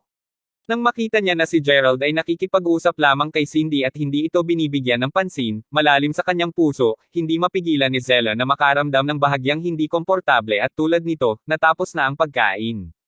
Bumalik si Gerald sa kanyang hotel kasama si Jackson bilang driver. Cindy, sa wakas ay nakikita ko na kung bakit sinabi sa akin ng iyong lolo na ang pagkakakilanlan ng binatang ito ay hindi ganoon kadali. Sabi ni Francesca pagkalipas ng ilang sandali habang nagbubuntong hininga siya. Habang nagsasama sila sa hapunan kagabi, binigyang diin ng lolo ni Cindy na hindi ganoon kasimple ang hitsura ni Gerald sa kanyang hitsura. Hindi pa niya masyadong iniisip ito, ngunit nakikita niya ngayon kung ano ang ibig niyang sabihin. Hindi ko inaasahan na siya ay napakalakas at mahusay na kumonekta. Sa totoo lang, ngayong naiisip ko ito, nanay. Sa wakas ay naiintindihan ko kung ano ang nangyari noong nasa karaoke bar ako huling beses. Sagot ni Cindy habang tinatampal ang kanyang noo gamit ang kanyang palad. Si Zella mismo ay nanatiling tahimik. Naghihintay siya para sa mga tao sa loob na tapusin ang laban bago ang pangingisda kay Waylon. Hindi siya naglakas loob na pumasok sa sandaling ito, ni maglakas loob manatili siyang mag-isa. Kinilabutan siya nag-aantay din sa kanya si Warwick at ang kanyang mga tauhan. Kanina pa nasundan niya ng tahimik si Gerald nang makita siyang umalis. Gayunpaman, hindi siya pinansin ni Gerald at simpleng umalis na lamang nang walang sinabi. Kabanata 409. Pagkaalis ni Gerald, muli na namang pumasok si Zella sa gusali at tumayo malapit kay Francesca at sa kanyang anak na babae. Pinapakinggan niya ang pag-uusap ng mag-ina mula nang magsimula silang mag-usap muli. Ano ang nangyari sa karaoke bar? Kinakabahan na tanong ni Zella bago pa man makapagresponde si Francesca. Oh, kita nyo, nagpunta kami sa isang karaoke bar ng medyo kaunti pabalik upang magsaya. Ang isang kaibigan namin ay pinukaw ang ilang mga tao doon at humantong ito sa isang pag-aaway kay Louie mula sa Lourdes Mining Group sa Seren County. Noon kahit si Douglas ay takot na mamatay sa kabila ng pagiging isang may kakayahang tao. Kung sa bagay, si Louie ang pinukaw namin. Inutusan pa ni Louie ang lahat ng mga batang babae na manatili sa bar at uminom kasama niya. Ano, Cindy? Bakit hindi ako nasabi tungkol dito kanina? Ang alam lang ni Francesca ay inimbitahan ni Gerald ang kanyang anak na babae upang kumain kasama niya. Ngayon lang niya nalaman ang tungkol sa buong salungatan na ito. Aba, natatakot ako na mag-alala ka. Ipapaliwanag ko ang lahat ng ito ngayon bagaman. Sa oras na iyon, umiiyak ako kasama si Layla dahil takot na takot kami. Si Douglas at ang iba pang mga lalaki ay tumakas din. Ngunit hulaan kung ano ang sumunod na nangyari. Ituloy, nag-aalalang sagot ni Francesca. Sa huli, si Gerald ang tumulong sa amin na ayusin ang lahat. Siya ang nagpakawala kay Louie sa lahat ng mga babae. Kung hindi dahil sa kanya, hindi ko nais na simulang isipin kung ano ang maaaring nangyari sa amin ng gabing iyon. Sa pagpapatuloy ng paliwanag ni Cindy, napansin niya kung gaano siya kaibig-ibig tuwing pinag-uusapan niya ito. Napagtanto niya sa sandaling iyon na ngayon ay may namumugto na siyang damdamin para kay Gerald. At, ano ang nangyari pagkatapos nito? Iniwan na lang ninyong lahat si Gerald kasama si Louie. Hayaan ang isang tulad ni Louie na iwan si Gerald ng ganoon kadali. Si Zella naman ang nagtanong. Oo, narito ang bagay. Iyon ay kapag nagsimula ang mga bagay na makakuha ng kahit na weirder. Nag-aalala ako tungkol kay Gerald kaya't sinabi ko sa lahat na bumalik sa karaoke bar. Sa oras na makarating kami, ang gusali ay napapalibutan ng 12-12 ng mga kotseng Maybach. Pagpasok namin, lahat si Louie at ang kanyang mga kaibigan ay binubugbog ng ilang kalalakihang nakasuot ng itim. Kahit na ito ay isang panoorin, ang pangunahing layunin ko noon ay tulungan pa rin si Gerald na makalabas. Sabik na sabik ako noon. Gayunpaman, naka-out na hindi lamang si Gerald ang maayos, nagkakaroon siya ng mamahaling pagkain sa Pransya para sa kanyang hapunan sa isang restaurant sa tabi ng karaoke bar. Nang makita niya kami, inimbitahan niya kaming kumain din kasama niya. Nang tanungin ko si Gerald tungkol sa mga detalye ng nangyari sa karaoke bar, itinago niya ang kanyang mga sagot. Totoong may itinatago siya sa amin noon. Matapos ang mga kaganapan ngayong gabi, sa palagay ko naiintindihan ko na rin kung ano ang nangyari noon na medyo mas mabuti. Huminga ng malalim si Francesca bago huminga. Kung ganoon, kung malamang na si Gerald ang tumawag sa grupo ng mga tao na talunin si Louie at ang kanyang mga kaibigan. Hindi ka lamang niya tinutulungan na malutas ang problema ng walang backup na plano. Ano pa, kalmado pa siyang nasasarapan sa masarap na pagkain sa oras na iyon. Iyon din ang iniisip ko. Sagot ni Cindy habang tumindi ito ng masigla. Nagulat si Zelo matapos marinig ang kwento niya. Panipi tuldok. Alam mo, sandali noong nagkaroon ako ng muling pagsasama sa klase kay Gerald at sinabi ng isa sa aking mga kaibigan, si Cameron, na tila nagkaroon ng magandang relasyon si Gerald kay Louie. Sinabi pa niya na sinipa ni Gerald ang puwitan ni Louie ngunit ang tanging tugon ni Louie sa oras na iyon ay ang ngumiti ng walang imak. Maaaring sabihin na binugbog na siya ni Gerald minsan pa bago ito. Bakit pa siya magiging ganoon kagalang kay Gerald? Detalyadong ipinaliwanag ni Zella. Narinig ang tagiliran niya ng kwento, kapwa hindi maiwasang maramdaman ni na Francesca at Cindy na ang tunay na pagkatao ni Gerald ay naging mas misteryoso lamang. Sa palagay ko nakuha ko na. Cindy. Kung tayo talagang maswerteng, si Gerald ay maaaring maging batang Panginoon mismo. G. Crawford mula sa Mayberry City. Pasigaw na sabi ni Francesca. Ano? Nang marinig ang mga salitang iyon ay kinilig si Zella sa takot. Nanginginig siya kaya't nahulog pa sa sahig ang kanyang handbag. Pakiramdam niya ay sinaksak lang siya sa puso. Iyon ay hindi posible, tama. Ramdam ni Cindy ang paghigpit ng kanyang dibdib habang pinag-iisipan niya ang ideya. Hinihila ko lang ang paa mo. Sa isang mas seryosong tala, ang Gerald na ito ay tiyak na ang pambihirang individual. Kahit ang pagbibigay sa kanya ni Jackson ng sobrang mukha, si Cindy palagi siyang naging mabait at mabait sa iyo, di ba? Subukang lumapit sa kanya hanggat maaari sa malapit na hinaharap. Sa alam namin, kapwa siya mga kamag-aral at maging ang pamilya ng Jung ay kinamumuhian siya. Isa ka sa ilang mga tao sa Seren County na tinatrato siya ng maayos, kaya mas mabuti mong sakupin ang oportunidad na ito. Masayang sabi ni Francesca. Nakadama ng kawal si Zella nang marinig ang kanyang mga sinabi. Kung walang nangyari, siya ang naging matalik na kaibigan ni Gerald sa Seren County. Hindi pa masyadong nakakalipas, si Gerald ay naging mapagmahal pa rin sa kanya. Sa kabaligtaran, siya ay sobrang lamig at walang pakialam sa kanya. Sa sandaling iyon, napagtanto ni Zella na naramdaman niya na parang may nawala siya. Ito ay ilang oras pagkatapos ng tanghali nang bumalik si Francesca sa bangko upang magtrabaho. Siya ay may isang nagliliwanag ng ngiti sa kanyang mukha. Hehe, Deputy Director Lacey, bakit masaya ka? Maaari mo na bang nakilala ang isang marangal na tao upang makumplito ang iyong order para sa iyo? Nang makita ang masayang mukha ni Francesca, hindi mapigilan ni Leia na makaramdam ng kaunting Cap 8. Kabanata 471. Nako, huwag kang ganyan, Deputy Leia. Hindi araw-araw na nakikita natin na masisiyahan si Deputy Lacey.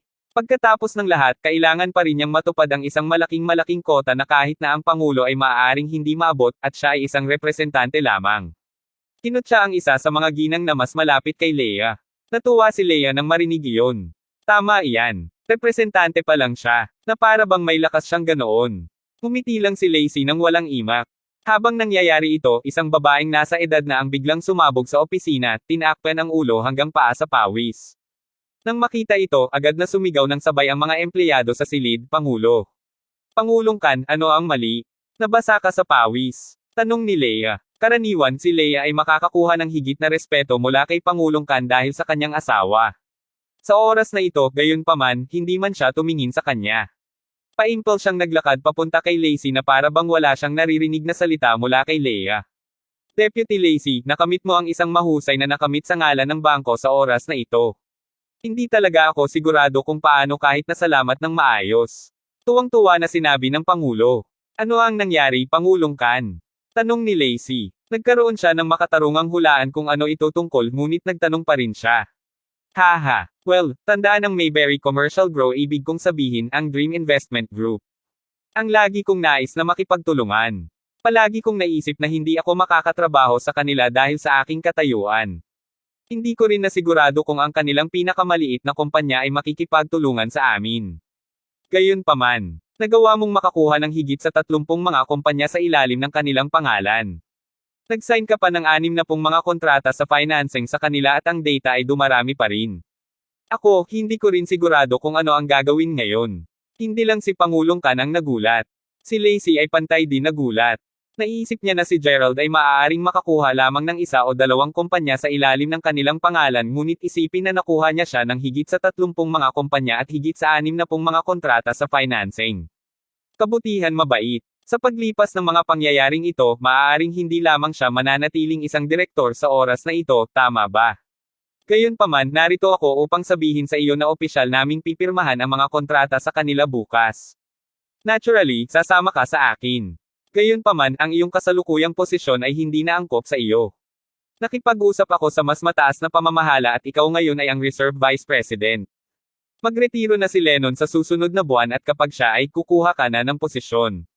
Dahil ang posisyon ng direktor ay walang laman din, magkakaroon ka ng parehong mga posisyon sa ngayon. Sa ngayon, punan lamang ang mga form para sa parehong posisyon ng Director at Vice President. Aaprubahan ko ang mga aplikasyon sa paglaon. Naiintindihan ko, Pangulong Kan.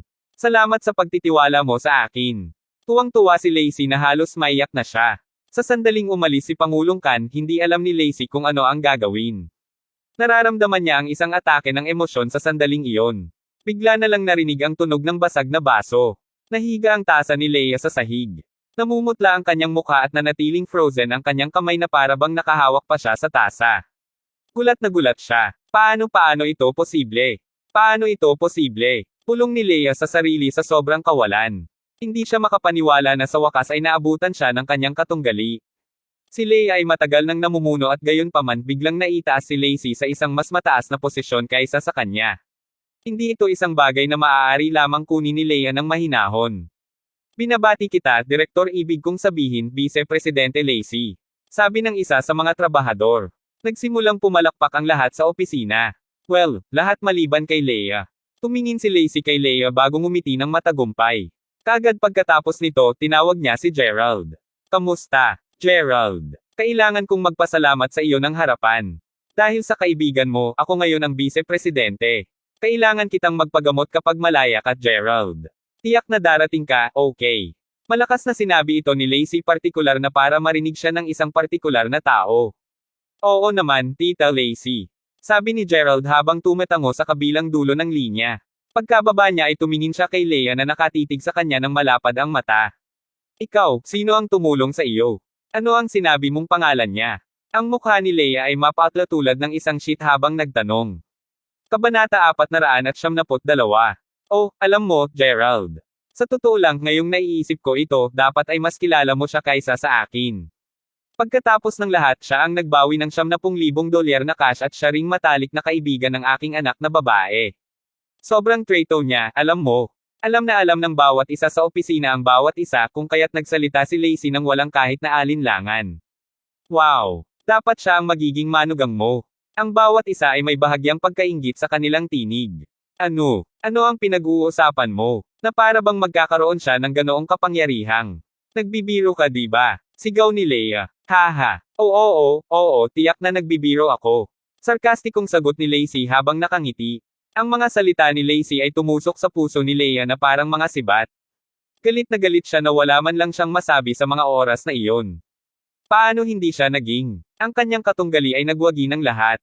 Natalo pa siya sa taong pinakamababang pagtingin niya. Si Gerald na yan. Habang pinuno ng kanyang kaisipan ang sabungan ng galit, poot, at paninibugho, hindi niya magawa ang lubos na pagkatalo at nagsimulang umiyak. Samantala, kararating lang ni Gerald sa kanyang hotel nang makatanggap siya ng isang tawag sa telepono mula kay Zack.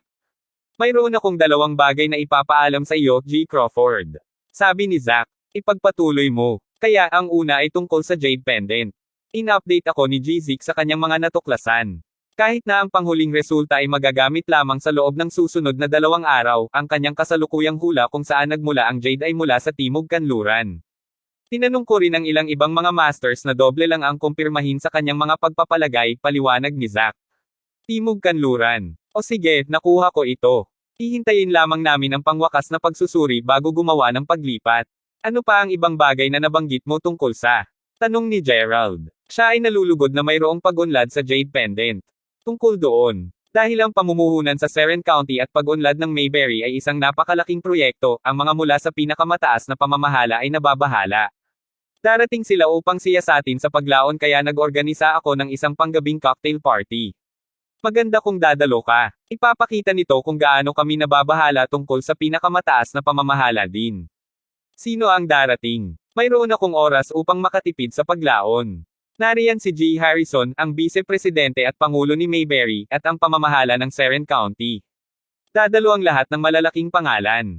Kung gayon mas mabuti kung nandyan ako maaga ngayong gabi. Sabi ni Gerald. Malapit na ito sa 4 at alam ni Gerald na dapat siya maghanda kaagad. Bigla niyang naalala na kakain daw siya kina Zeno mamaya. Dahil hindi niya ito magawa ngayon, sinubukan niyang tawagan si Zeno upang ipaalam sa kanya ang tungkol sa pagbabago ng mga plano. Gayunpaman, hindi siya kumukuha. Kakaiba sinubukan ni Gerald na tawagan si Shena. Tumagal ito sa kanya ng 2 pagsubok bago siya tuluyang pumili. Gayunpaman, nasabi niya kaagad na mayroong isang bagay na sobrang mali sa sandaling sinagot niya ang kanyang tawag. Napakaingay nito sa tagiliran ni Zeno. Naririnig niya ang may nagmumura sa likuran at nagmumura rin si Zeno. Nang sa wakas ay nagsalita si Shena, labis na nababalisa ang kanyang tinig. Gerald. Ano ang nangyayari, Shena? Tungkol saan ang ingay? Kuminto sa pagsasalita sandali si Shena bago magpatuloy si Zeno. Ang ilang mga tao ay sinisira ang aming shop. Nasa loob sila ngayon at gusto silang labanan ni Zeno. Ano? Agad na sumampa si Gerald sa couch. Hintayin mo ako, lalapit na ako agad. Panipi. Kabanata 473. Sa oras na marating ni Gerald ang segunda mano na tindahan ng kotse ni Zeno, maraming mga kotse ang nakaparada sa labas. Kahit nasa malayo, naririnig niya ang isang pangkat na mga taong nag-aaway mula sa loob ng shop. Nang makalapit na si Gerald ay kitang-kita niya na nabasag ang pintuan ng baso. Ang pamilyar na likuran ng 2 tao ay makikita rin sa harap ng shop. Ito ang mag-ina mula sa blind date na kaganapan. Agad na pinagsama ni Gerald ang 2 at 2. Hindi nakakagulat na patuloy niyang sinabi sa kanya na huwag lumapit sa telepono. Ang mga tao doon ay habol sa kanya. Fuck, siya yun. Siya ang bumugbog sa atin. Sigaw ng galit na babae nang makita si Gerald. Habang itinuturo niya sa kanya, maraming tao na kamukha ng mga gangster na gumagamit ng kahoy na paniki ang lumabas sa tindahan. Mayroon silang mga tato ng dragon sa kanilang mga bisig at bawat isa ay nagdala sila ng mabangis na ekspresyon sa kanilang mga mukha. Si Zeno mismo ang tumakbo palabas, may hawak na kutsilyong kusina sa bawat kamay. Kahit na malinaw na mas marami siya, hindi natakot si Zeno. Lahat sila ay nasa labas ngayon, at dahil hawak ni Zeno ang mga kutsilyo, wala sa mga gangsters ang naglakas loob na sumulong. Ang parehong partido ay simpleng naghihintay para sa iba pa na gumawa ng unang paglipat. Huwag mo siyang pansinin. Ang bastard na binugbog ang pareho sa atin ay tapos na. Patayin mo siya hanggang sa mamatay. Sigaw ng galit na ina. Itapat ang isang daliri sa aking kapatid at kukunin ko ang iyong ulo. Sigaw ni Zeno habang hinihimas niya ang kanyang kutsilyo sa hangin. Ang mga gangsters ay pantay na hindi nais na ilipat ang anumang mas malapit sa kanya. Habang patuloy na tumataas ang tensyon, isang pakpak ang naririnig mula sa likuran ng mga gangsters. Ang lahat sa kanila ay gumawa ng paraan para sa isang matigas na lalaki. Nakasuot siya ng isang pares ng salaming pang-araw at kaagad na winigiwi niya ang kanyang kamay, agad na umatras ang mga lalaki. Para siyang pinuno nila. Halika ngayon, Zeno. Alam namin ang bawat isa sa loob ng maraming taon at pareho kaming nasa iisang industriya. Alam ko kung ano ka sa totoo lang, kung ito ay ibang tao, wala na akong pakialam. Gayunpaman, ang aking pinsan at ang kanyang ina ay kasangkot sa oras na ito. Pareho silang binugbog at hindi ko iyon gaanong gagaan. May kailangang magbigay sa akin ng tamang paliwanag. Sigaw ng lalaki habang basag ang kanyang leeg sa pananakot. Ang lalaking ito ay nangangahulugang negosyo. Ang bitch na ito ay pinsan mo. Quasi, hindi ko nga alam na may tita ka. Kinutya ni Zeno. Masasabi ni Gerald na ang babae ay isang manlalaro. Maaari rin niyang hulaan na marahil ay may maraming mga kalalakihang handa siyang tulungan siya. Nako, hindi mo na kailangang mag-alala tungkol doon, Zeno. Tingnan, alam ko na mayroon tayong mga problema sa negosyo at madalas mong natanggap ang lahat ng suporta mula sa iba. Itinatabi ko yan para ngayon. Mayroon kaming isa pang malaking problema sa ngayon. Habang sinabi iyon ni Quasi, tinuro niya si Gerald, nakatitig sa kanya ang mga sondang bago balikan si Zeno. Alamin na hindi pa ito tapos. Tayo na, guys. Sigaw ni Quasi habang kinawayan ulit ang kamay. Ang mga gangsters ay sumunod sa likuran niya, paminsan-minsan ay lumilingon sa mga nakakatakot na titig. Quasi, napakadali mong pinakawalan sila. Tandang padamdam. Sabi ng dalagita, nababagabag. Nako, may iba pa akong mga plano. Maglalaro sila ng kaunti ngunit sa ngayon, umupo ka lang at tangkilikin ang palabas. Sagot ni Quasi sabay ngisi. Sa sandaling umalis ang pangkat ng mga tao, nagsimulang pakiramdam ng labis na nagkasala si Gerald. Narito sila para kay Gerald, ngunit kailangang bayaran ni Zeno ang presyo. Humihingi ako ng paumanhin, Zeno. Shena, sabi ni Gerald. Say sorry lang kapag nagkamali ka, Gerald. Walang sinisisi sa iyo. Ang bastard Quasi na iyon ay nakikipaglaban sa akin ng ilang sandali ngayon kahit bago ka pa bumalik sa lalawigan.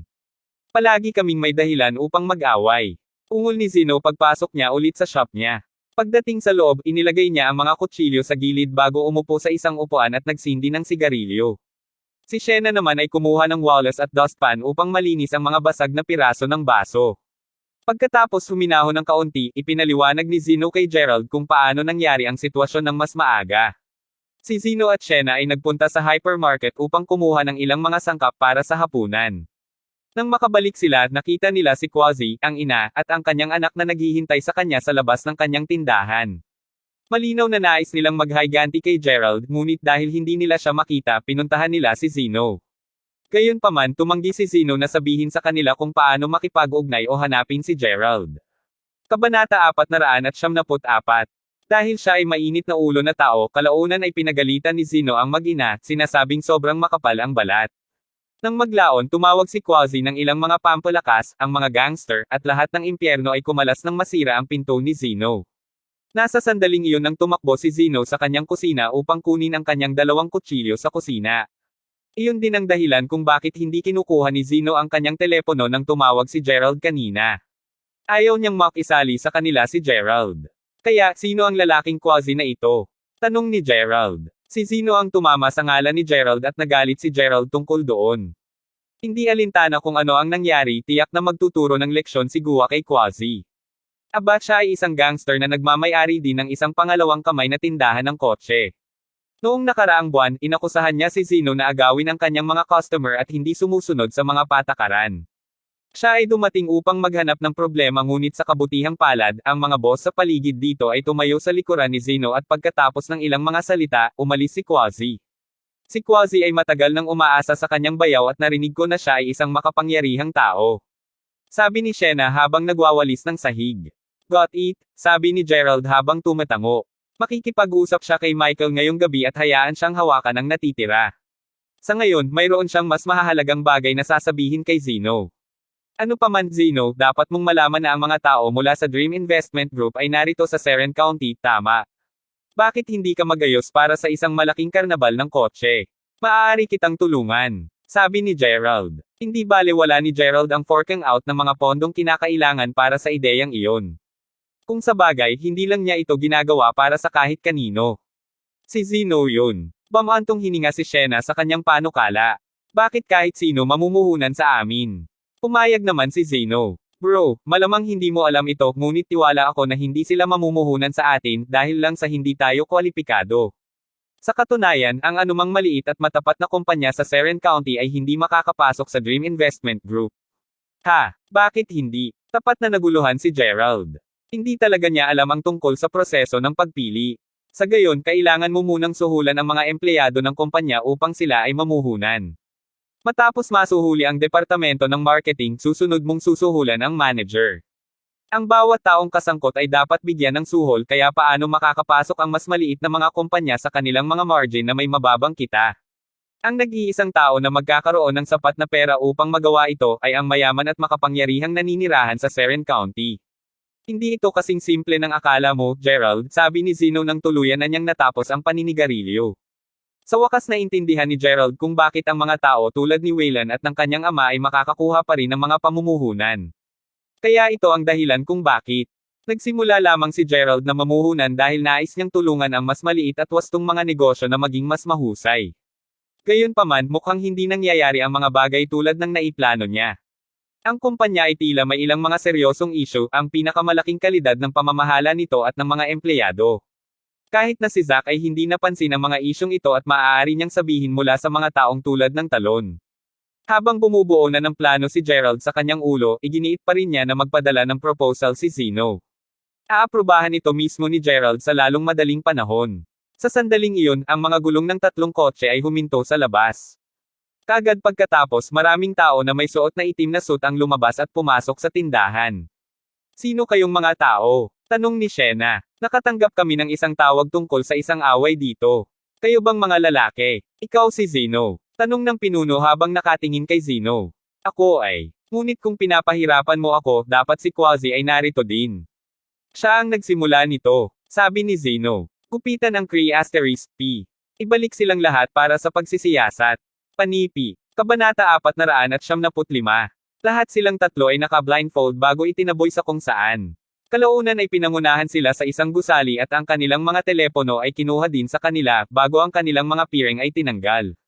Si Zeno ay ganap na positibo na ang taong nagpaplano para sa lahat ng ito ay walang iba kundi ang pinsan ni Quasi na si Grover. Tiyak na bahagi ito ng plano ni Quasi para makapaghiganti. Kung sa bagay, nandito sila ngunit hindi si Quasi at ang kanyang mga literal na miyembro ng gang.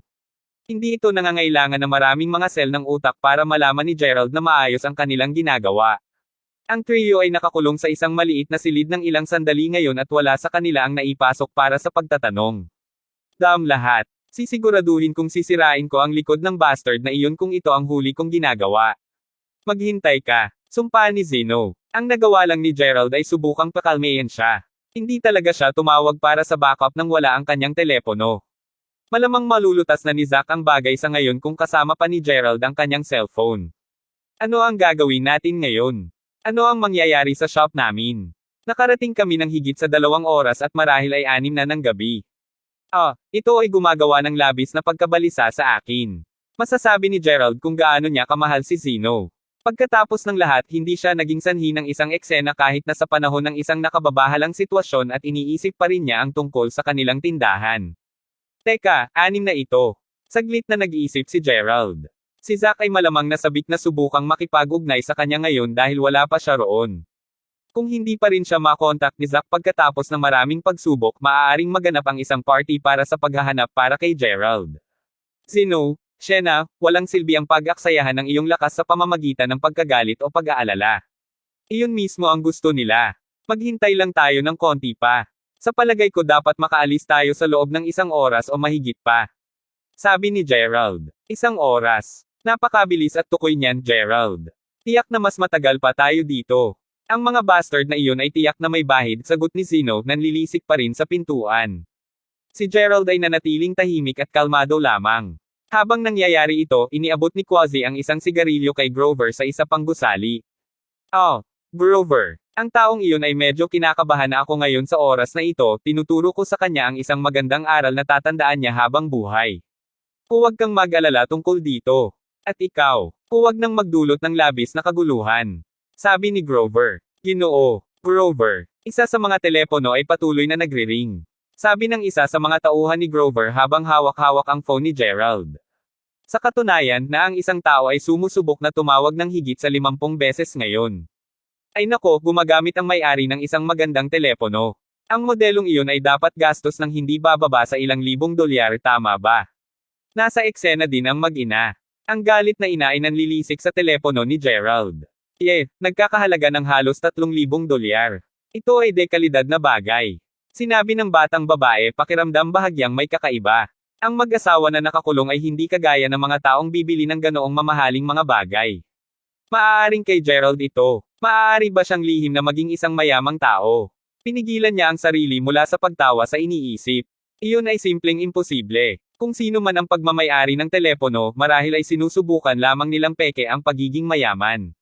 Ang mga mahihirap na tao ay karaniwang gumagamit ng mga dekalidad na bagay upang subukang peke ang yaman pagkatapos ng lahat. Kung talagang ganun kamahal, kunin na lang natin. Kailangan nating makakuha ng isang bagay na kapalit pagkatapos mabugbog pagkatapos. Galit na sabi ng babae. Hayaan mo na. Tutulungan kita na kunin ang iyong mga bayarin sa medisina.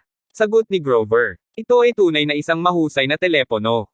Kung may kukuha man siya na ang magiging Kaya, G. Grover, kukunin ba natin ang tawag o hindi? Parang urgent. Sabi ng parehas na lalaki mula kanina. Kunin mo ang aking asno. Patayin mo lang at isantabi. Saway ni Grover. Gumagaling ka dito, bro. Gayon din, narinig ko na nakakakuha ka ng isang promosyon sa lalong madaling panahon. Magalang na sabi ni Quasi. Iyon ako. May sasabihin ako sa iyo, Quasi.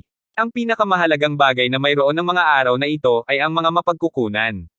Walang makakapigil sa akin o sa mga taong kakilala ko. Ang isang mabuting halimbawa ay ang aming pinuno at representante ng tanggapan ng merchant. Iyon ang lahat ng mga mapagkukunan na alam mo. Habang patuloy na nag-uusap sina Grover at Quasi, si Zack ay tumingin sa kanyang telepono na balisa. Paano ito, Zack? Hindi pa rin nakakakuha. Nagsimula na ang kasiyahan at dumating na ang lahat ng mahahalagang panauhin. Lahat maliban sa isa. Wala pa rin si Gerald at hindi na siya na-contact. Lahat ay nag-aalala. Mas masahol pa. Walang sino mang nakakakuha ng mas maaga ngunit ngayon hindi ko na matugunan ang tawag. Sabi ni Zack habang nakasimangot. Kabanata 476. Maaaring may masamang nangyari sa kanya. Maingat na sinabi ni Michael Zick. Karaniwan, binibitin agad ni G. Crawford ang aking mga tawag kung siya ay abala. Gayunpaman, hindi rin niya ako pinipitas o binibitin kahit na tumawag ako sa 12-dosenang beses. Kung may isang bagay na nasa up, tiyak na ipaalam sa akin ni G. Crawford muna.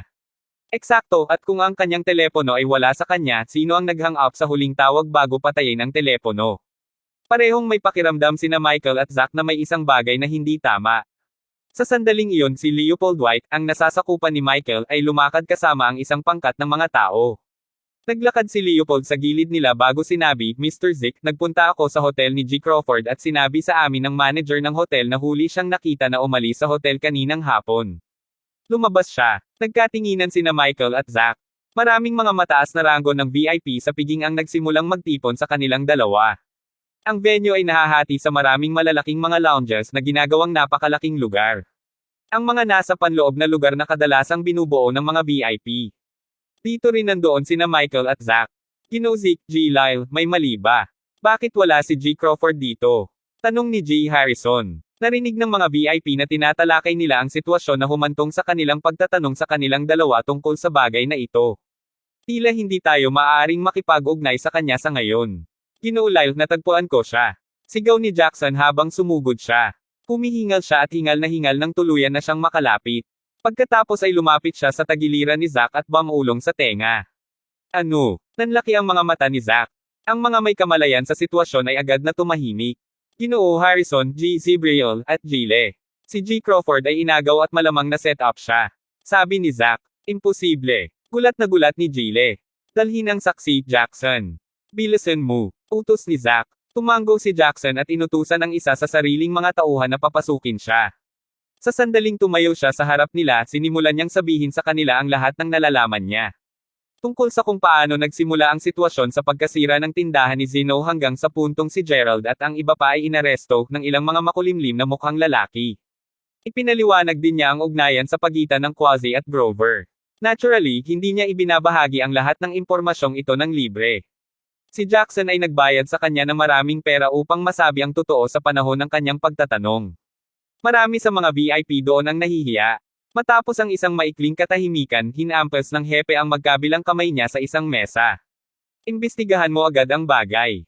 Gusto ko ng mga sagot at resulta. Opo, Ginoo. Dadalhin din namin upang makita kung si G. Crawford talaga ang gumawa ng krimen. Sa pamamagitan nito, agad na sumugod sa venue ang pinuno at ang kanyang mga tauhan. Ang mga tao sa labas na nakikipag-chat sa kanilang sarili ay natigilan na makita ang isang malaking eksena. Ano? Anong nangyayari? Tanong ng isang nasa edad na lalaki sa isang driver. Nako, Ji-jung. May mali daw na nangyari. Sa narinig, tila inagaw ni Grover si G. Crawford. Hindi ako sigurado kung bakit alinman, ngunit ngayon ang hepe ay personal na pumupunta upang siyasatin ang bagay. Mangyaring huwag sabihin sa iba ang tungkol dito. Ha? Si G. Crawford ay inagaw. Grover. Ang jung ng personal ay si Willie at nagulat siya sa narinig. Matapos pag-isipan ang bagay ng kaunting panahon, nagpadala siya ng isang text message. Si Grover at Quasi ay nakikipag-chat pa rin sa kanilang sarili nang makatanggap si Grover ng mensahe sa kanyang telepono. Matapos basahin ito, namumutla agad ang kanyang mukha. Ano ang problema, pinsan? Oh Diyos, sa palagay ko ay nasa malaking kaguluhan ako. Sigaw ni Grover habang nagmamadali papunta sa gusali kung saan nakakulong ang tatlo. Kabanata 497. Bago sila pumasok sa silid, pareho silang nag-ayos ng kanilang mga damit at nagsuot ng isang kalmadong harapan. Kaya, ano ang mangyayari, Zeno? Ang mga brothers ay nakatingin sa iyong tindahan. Tsaka ikaw pa rin ang gamulo sa pinsan ng kapatid ko. Bakit hindi mo na lang nilagdaan ang papeles na dam? Sabi ni Grover pagpasok niya bago tinuro ang mga papel sa mesa. Sumunod na pumasok si Quasi at agad niyang sinampal ang mukha ni Zeno. Mapalad siya na ang mga braso ni Zeno ay nakatali magkasama, kung hindi man nakatanggap siya ng isang mabilis na suntok sa gat. Fuck off kayong mga anak ng bitches. Wala ka bang bola? Ipaglaban mo ako ng isa sa isang tulad ng totoong mga kalalakihan, mga duwag. Tugo ang mata ni Zeno. Sa oras na ito, turn naman ni Grover na sampilan siya. Sisiguraduhin niyang lahat silang tatlo ay naghihirap para mailagay siya sa ganoong sitwasyon. Kahit na mahuli, ang pulis ay mangangailangan pa ng ebidensya. Walang paraan na makakahanap sila ng gayong hindi nakakubli na gusali, tama. Si Quasi mismo ay hindi nakatanggap ng anumang paliwanag kung bakit naisip ni Grover na nagkaproblema sila. Sa gayon, simpleng ipinagkibit balikat niya ito bago iniisip na tawagan ang kanyang mga kapatid na mag-gang up kay Zeno. Ang galit na babae, sa kabilang banda, ay lumakad patungo kay Gerald at inirapan siya ng may malamig na mga titig. Masisiyahan siyang bugbugin si Gerald. Bago niya mapunta ang kanyang unang sampal, gayunpaman, ang isa sa mga tauhan ni Grover ay sumabog sa silid. Grover, Quasi, masama ito, nasa malaking kaguluhan tayo. Ang lalaki ay sa sobrang gulat na siya ay nahulog pagkatapos ng ilang hakbang pasulong. Oh Diyos, ano ito? Tanong ni Grover nang humarap ito sa nahulog na nasasakupan. Inaasahan niyang hindi totoo ang iniisip niya. Armed, pulis, at maraming mga mamahaling kotse. Napalibutan nila ang buong gusali ng Diyos Dam. Alam ni Grover na tapos na ang lahat para sa kanya. Siya ay naaresto bago ito. Sa oras na ito, gayunpaman, alam niya na malinaw na mas mainit siya sa tubig. Hindi lamang siya nag-agaw ng 3 tao, nag-post din bilang peking pulis. Akala niya mga nobodies ito. Si Quasi ay nagsimulang magpapanik din. Nais lamang niyang turuan ng leksyon si Zeno at itulak siya palabas ng pangalawang kamay na merkado ng kotse. Hindi niya inaasahan na maraming mga malalaking shot ay kasali. Umiling siya, sumugod si Grover sa pinakamalapit na bintana upang sumilip. Tiyak na sapat, mayroong isang dagat ng mga tao na pumapalibot sa gusali. Ang mga ilaw ng ilaw sa labas ay nagniningning sa paunang madilim, kalangitan sa gabi. King. Hindi alam ng maraming tao ang bulok na gusaling ito. How the hell they were smith out us so mabilis. Sa puntong ito, ang mukha ni Quasi ay marahil ang pinakaputok na ito sa buong buhay niya. Tapos na kami para sa. Walang magagawa upang malinis ang aming mga pangalan dito. Kinilabutan din ang mag-ina. Ang lalaking nahulog kanina ay napanganga habang siya ay bumangon, nanginginig ang mga paa. Grover, Quasi, ano ang dapat nating gawin? Hell kung alam ko. Sigaw ni Grover habang ang puso niya ay mabilis na kumabog. Sa sandaling iyon, lahat sila sa silid ay maaaring makarinig ng mga taong pumupunta sa gusali. Maraming armadong pulisya ang mabilis na umaakyat sa hagdan. Pagkakita pa lang sa kanila ng pulisya ay agad nilang tinaas ang kanilang mga baril. I freeze. Huwag kang gagalaw. Sa oras na si Gerald at ang iba pa ay malaya sa kanilang pagpipigil, sina Grover, Quasi, at ang kanilang mga kalalakihan ay naipit na sa lupa. Nang makarating sila sa labas, si Michael, Zach, at ilang iba pang mga VIP ay sumugod kay Gerald. Ginoo Crawford, dapat kang takutin. Salamat sa Diyos na nasubaybayan ka namin.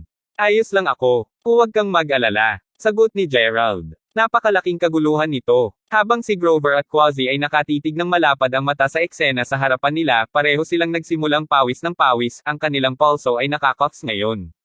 Lahat ng mga naruroon ay malaking shot na karaniwang makikita lamang sa telebisyon. At bakit tinawag nila si Gerald G. Crawford? Hindi talaga siya ganon si G. Crawford, tama. Hindi siya maaaring maging G. Crawford ng Mayberry. Tuldok-tuldok. Tama. Pareho silang napalunok ng husto sa pagsasakatuparan kung gaano kalaki ang gulo nila ngayon. Ngayon na mas alam nila, maaari nilang ligtas na sabihin na ang kanilang buong operasyon ay isang misyon para sa pagpapakamatay. Gayunpaman, mas nagulat ang mag-ina. Gerald, anong nangyayari dito? Tinanong ni Zeno, naguguluhan kung bakit maraming malalaking kuha ang umaaliw kay Gerald. Ipapaliwanag ko sa iyo ito sa oras na makabalik tayo. Maaaring magamit din niya ang pagkakataong ito upang sabihin sa kanyang batihing kapatid kung sino talaga siya. Hindi na kailangang itago pa kay Zeno ang kanyang totoong pagkatao. Kabanata 478.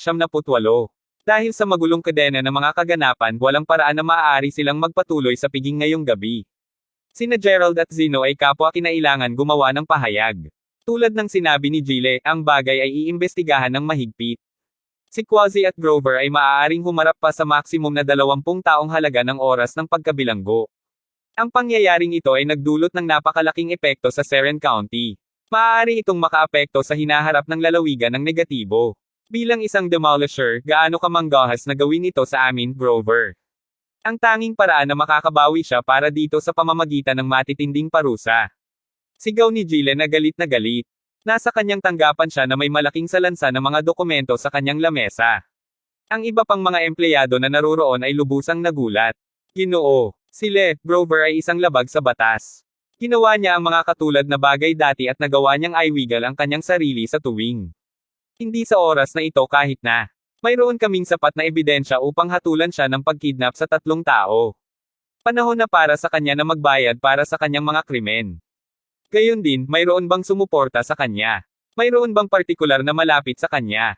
Tanong ni Gile. Wala kaming natagpo ang direktang tumutulong sa Grover sa partikular na kaganapan, ngunit alam namin na malapit siya kay Ji Jung mula sa Investment Promotion Bureau. Pareho silang maraming beses na kumain ng hapunan. Ginoo Jung, Willie Jung. Sagot ni Gile, tumaas ang kilay. Iyon ang isa. Gayunpaman, mula sa masasabi natin, malinis siya. Marahil ay hinarap niya ang mga ganitong uri ng mga tao dahil lamang sa likas na katangian ng kanyang trabaho, hindi iyon gagawin. Kahit na hindi direktang pagtulong ni Willie kay Grover, kilala pa rin siya ni Grover at nagtatrabaho para sa Investment Promotion Bureau. Ngayon na pinukaw ni Grover ang gayong kaguluhan, si Willie Jung ay dapat managot para sa kalamidad na ito. Ilipat siya sa departamento na ito. Aling departamento ang may bakante pa? Tinimok ni Gile. Ang departamento ng publikasyon ay tila kulang sa isang pinuno ng seksyon upang magsulat ng mga materyales. Tuldok-tuldok. Ngunit, ito ang Willie Jung. Hayaan mo na lang siyang maging clerk. Hindi ba nila sinabi na magaling siyang magsulat ng mga artikulo? Maaari ring magamit ng maayos ang kakayahang iyon. Pangwakas ang kanyang desisyon at iniwan niya ang opisina na nakatalikod ang kanyang mga kamay. Bumalik sa tagiliran ni Gerald, malulutas lamang ang bagay matapos ang isang buong gabi na lumipas. Malapit na ng madaling araw ng pagod si Gerald ng pagod sa likuran ni Zeno patungo sa kanyang segunda mano na tindahan ng kotse. Pareho kina Zeno at Shena ay naiwang natatakot matapos malaman ang totoong pagkatao ni Gerald. Sinimulan nila ang isang penonalakay ng mga katanungan at sinagot ni Gerald ang bawat isa sa kanila ng matapat. Kaya totoo talaga ito.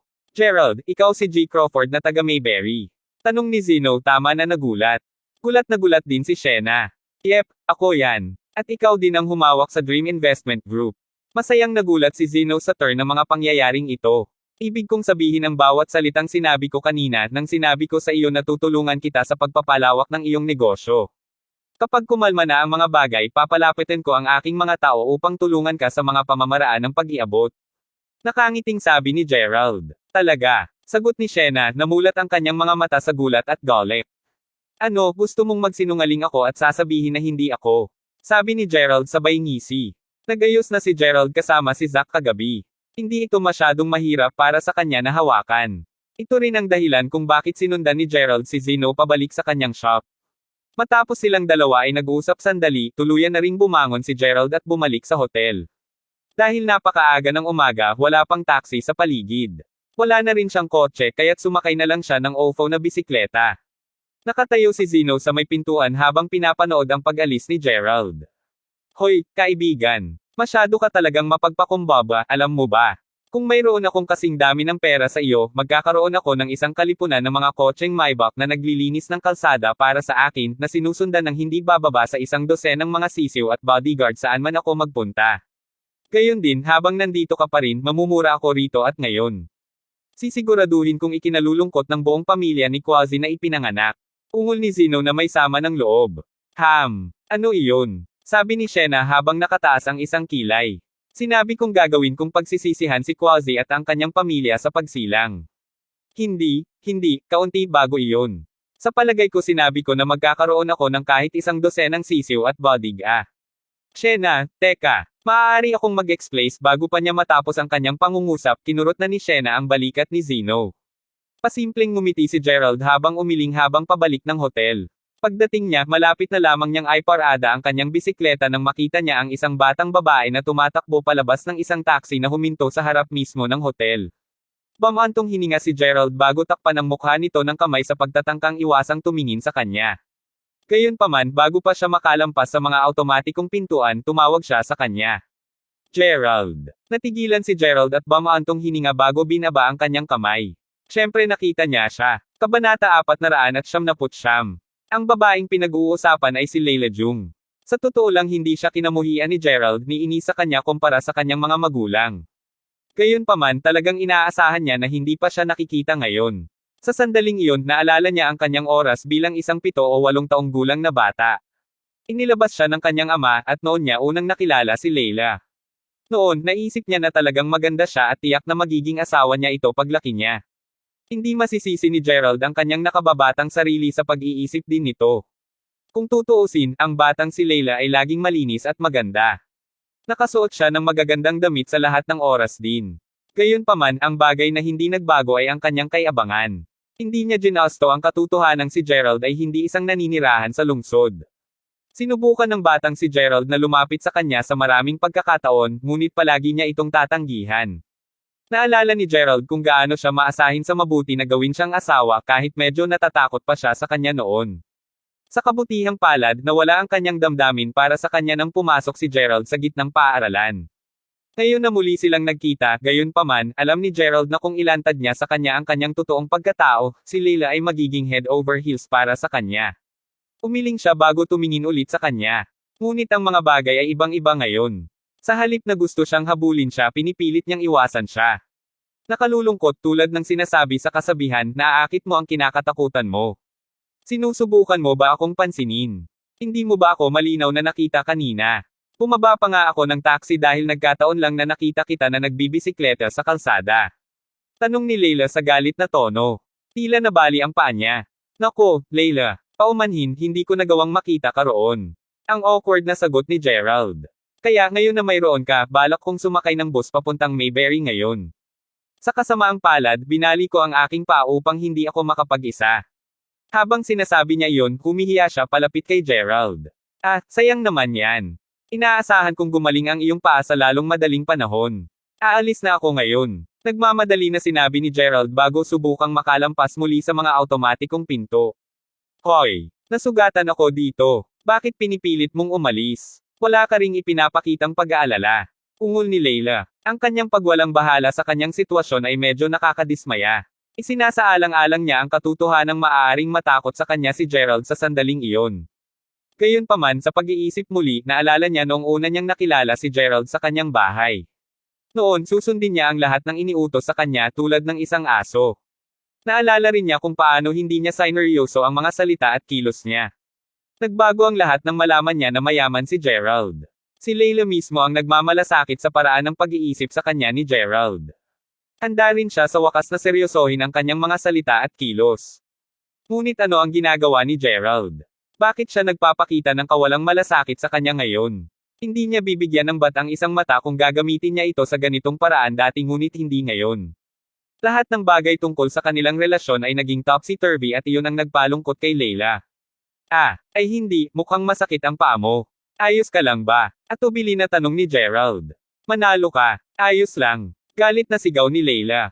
Naalala niya ng malinaw ang pangyayaring iyon. Sa araw na iyon, nakuha ni Gerald ang $70,000 bago ang kanyang mata. Ano pa tinulungan ni Gerald si Auntie Lacey na makamit ang kanyang target sa trabaho. Ginawa pa siyang vice-presidente. Alam ni Leila tungkol dito dahil sa iyak ng iyak ang kanyang ina sa pangyayari. Malungkot pa rin si Leia sa bagay na ito. Mismong si Leila ang nabigla matapos marinig iyon. Pakiramdam niya ay tila nawawala na siya ng kontrol sa lahat. Natutuwa sa pandinig. Aba, babalik ako ngayon sa aking silid. Kailangang makatulog ng kagandahan pagkatapos ng isang abalang gabi. Sagot ni Gerald na may hikab. Hindi rin siya nagbibiro. Gusto lang talaga niyang makapagpahinga ngayon. Kaya, dito ka na natili. Tanong ni Leila, nagulat ulit. Yep, sagot niya bago tuluyang mapasa ang mga automatikong pinto. Gerald, sobrang lamig mo. Nasugatan ko ang paa ko at gusto ko lang umuwi. Hindi mo man lang ako maibabalik. Sigaw ni Leila, medyo namula ang mga mata. Ang taong ito na nagpalamang sa kanya sa lahat ng oras na ito ay tinatrito siya ngayon na parang wala siya. Sa ano? Isang sasakyan. Isang kotse na ipinagbili ko upang ang iyong ama ay makakuha ng ilang mga donasyon. Iyon. Bueno, nakita kong pinarado mo ang OFO bike na iyon. Maaari mo akong pasakayin sa bisikleta. Pati na rin. Ang aking ina ay nagkasakit sa galit kagabi dahil sa ginawa mo. Ito ay magiging isang pangunahing pagkakataon para sa iyo na bisitahin siya. Sagot ni Leila, bigo. Fuck ikaw at ikaw nanay. Natutuwa siya. Hayaan mo lang ako ngayon, pareho kayong wala sa aking negosyo. Sumpa ni Gerald na nawalan na ng pasensya. Kabanata 500. Mabuti. Sige, ako ang mali dito. Relax lang kayo. Sigaw ni Leila na labis na naagrabyado na nasa labi na ng luha. Walang sino mang nagsaway sa kanya ng ganito at nang marinig niya ang pagmumura ni Gerald sa kanya, pakiramdam niya ay parang may nagawa siyang labis na mali. Agad niyang sinisisi ang sarili niya rito. Hindi nagtagal bago tumulo ang luha niya sa pisngi. Hindi lang siya sanay sa labis na pagsisisi sa sarili kasabay ng kahihiyang mapag-alitan. Nang makita siya ni Gerald na umiiyak, nakaramdam siya ng kaunting pagkakasala sa kanyang puso. Siguro siya ay naging medyo magaspang sa kanya. Kung tutuusin, ang pangunahing dahilan kung bakit siya sumigaw ng pambabastos sa kanya ay dahil sa naramdaman sa kanya ang mga pangalan ni Willie at Leia. Nilambat niya ng kaunti ang kanyang tono bago sinabi, kailangan ko talaga ng pahinga, buong gabi na ako gising. Maaari akong magpataksi para sa iyo kung nais mo. Hindi ako aalis. Sabi ni Leia habang pinipilit na yapakan ang nasasaktan niyang paa. Ngayon ay siya na ang nagsimulang mawala ng init ng ulo. Pagkatapos ay dahan-dahan siyang umirap patungo sa OFO bike na ipinarode ni Gerald bago tumayo doon na nakabras ang mga braso. Ang babaeng ito, hindi makatulog si Gerald sa rate na ito. At sobrang awkward para pag-alitan siya nito sa pangalawang pagkakataon. Napasinghap si Gerald habang isinasaalang-alang ang naunang mungkahi na ibalik siya sa bisikleta. O sige, ayos lang. Kung talagang hindi mo alintana, bibigyan kita ng isang elevator sa bahay gamit ang bisikleta, sabi ni Gerald habang tumango ito bilang pagbitiw sa tungkulin. Oo. Sigaw ni Leila na tagumpay na upo siya sa likurang upuan ng bisikleta at nakahawak sa damit ni Gerald gamit ang isang kamay. Hindi ko alam na marunong kang magbisikleta, Gerald. Hindi ko pa alam kung paano mag-ikot. Sabi ni Leila. Hey, hindi ba ikaw ang nanunuya sa akin noon? Sinasabi na ang mga hillbillies lamang ang sumakay sa mga bisikleta. Natatawang sabi ni Gerald. Ako. Namula si Leila, naaalala kung paano si Gerald ay nagbibisikleta patungo sa kanyang bahay noong bata pa sila. Noon, si Tio Dylan ang nagdala kay Gerald sa kanyang bahay dala ang kanyang bisikleta. Ngayon siya naman. Ang pinaka-nakakatawang bagay ay mas komportable kaysa sa nakaupo sa Douglas Sedan. Nakaramdam siya ng sobrang paguluhan. Nang makita ang kanyang mga reaksyon mula sa mga salamin sa gilid, naalala ni Gerald ang isang kasabihan. Mas mahusay na umiyak sa isang BMW kaysa tumawa sa bisikleta. Para kay Gerald, ang sasakyan mismo ay hindi mahalaga. Ang mahalaga ay kung sino ang nagmanyobra nito. Matapos makipag-chat habang nagbibisikleta sandali, pareho silang nakarating sa kanilang pupuntahan. Pagpasok ay nagulat si Gerald na ang bahay ni Willie Jung ay masikip na sa mga tao kahit alas 9 pa lang ng umaga. Si Willie mismo ay nakaupo sa isa sa mga sopa, inilagay ang mga palad sa noo niya. May isang bagay na tiyak na nag-aalala sa kanya. Ang ekspresyong ginagawa ni Leia ay nagpatibay lamang sa palagay ni Gerald. Ang nakaupo sa tapat ni Willie ay ang ilang mga nasa edad na tao na inakala ni Gerald na kanyang mga kasamahan. Tila sinusubukan nilang payuhan siya ng anuman. Kahit na ang bastard na si Douglas ay naroon din. Sa tabi niya, nakaupo ang isang nasa katanghaliang lalaki na kahawig ni Douglas ng marami. Nang lumingon siya kay Leila, mukhang mas mapag-isipan itong mas malito kaysa sa kanya. Matapos damaykit pa ng kaunti, narinig ni Gerald ng sapat upang medyo magkaroon ng kahulugan sa nangyayari. Lumilitaw na nagkagulo ulit si Willie, at hindi niya alam kung ano ang nagawa niyang mali. Gayunpaman, ang mas pinipilit na isyo ay na siya ay inilipat sa ibang kagawaran bilang isang pinuno ng seksyon ng clerical. Napalunok siya. Inay, tatay, tingnan kung sino ang narito. Sabi ni Leila ng sandaling iyon. Ibang tao na si Gerald ngayon kaya't gaganapin niya ito ng matindi. Hey, hoy tatay, tumingin ka doon. Iyon si Gerald, ang sinabi ko sa iyo dati. Tingnan mo kung gaano siya kalapit kay Leila. At huwag hayaan ang kanyang hitsura na lokohin ka. Nakita ko siyang naglalabas ng $70,000 mula sa bangko sa malamig na matigas na salapi noong nakaraang araw. Hulaan na walang dahilan para manatili pa kami. Hindi sa gayon ay makakatulong pa rin kami kay Jijung. Teryo na, sabi ni Douglas habang tinitigan niya ng malamig si Gerald habang hinahawakan ang manggas ng kanyang ama. Sige, magpapahinga na kami. Dapat mong malaman ang lahat ng ito sa sarili mo, Jijung, sabi ng ama ni Douglas bago tumayo na may tango. Mangyaring huwag umalis, Jilin. Wala siyang bisita sa atin, ikaw. Pagkatapos ay lumingon si Willie sa kanyang anak na babae, ang kanyang mga mata ay mabangis bilang isang tigre. Napatingin siya sa kanya na parang isang ganap na pagkabigo bago sumigaw ng galit, ano ang iniisip mo, Leila? Bakit mo inuwi ang anak na ito?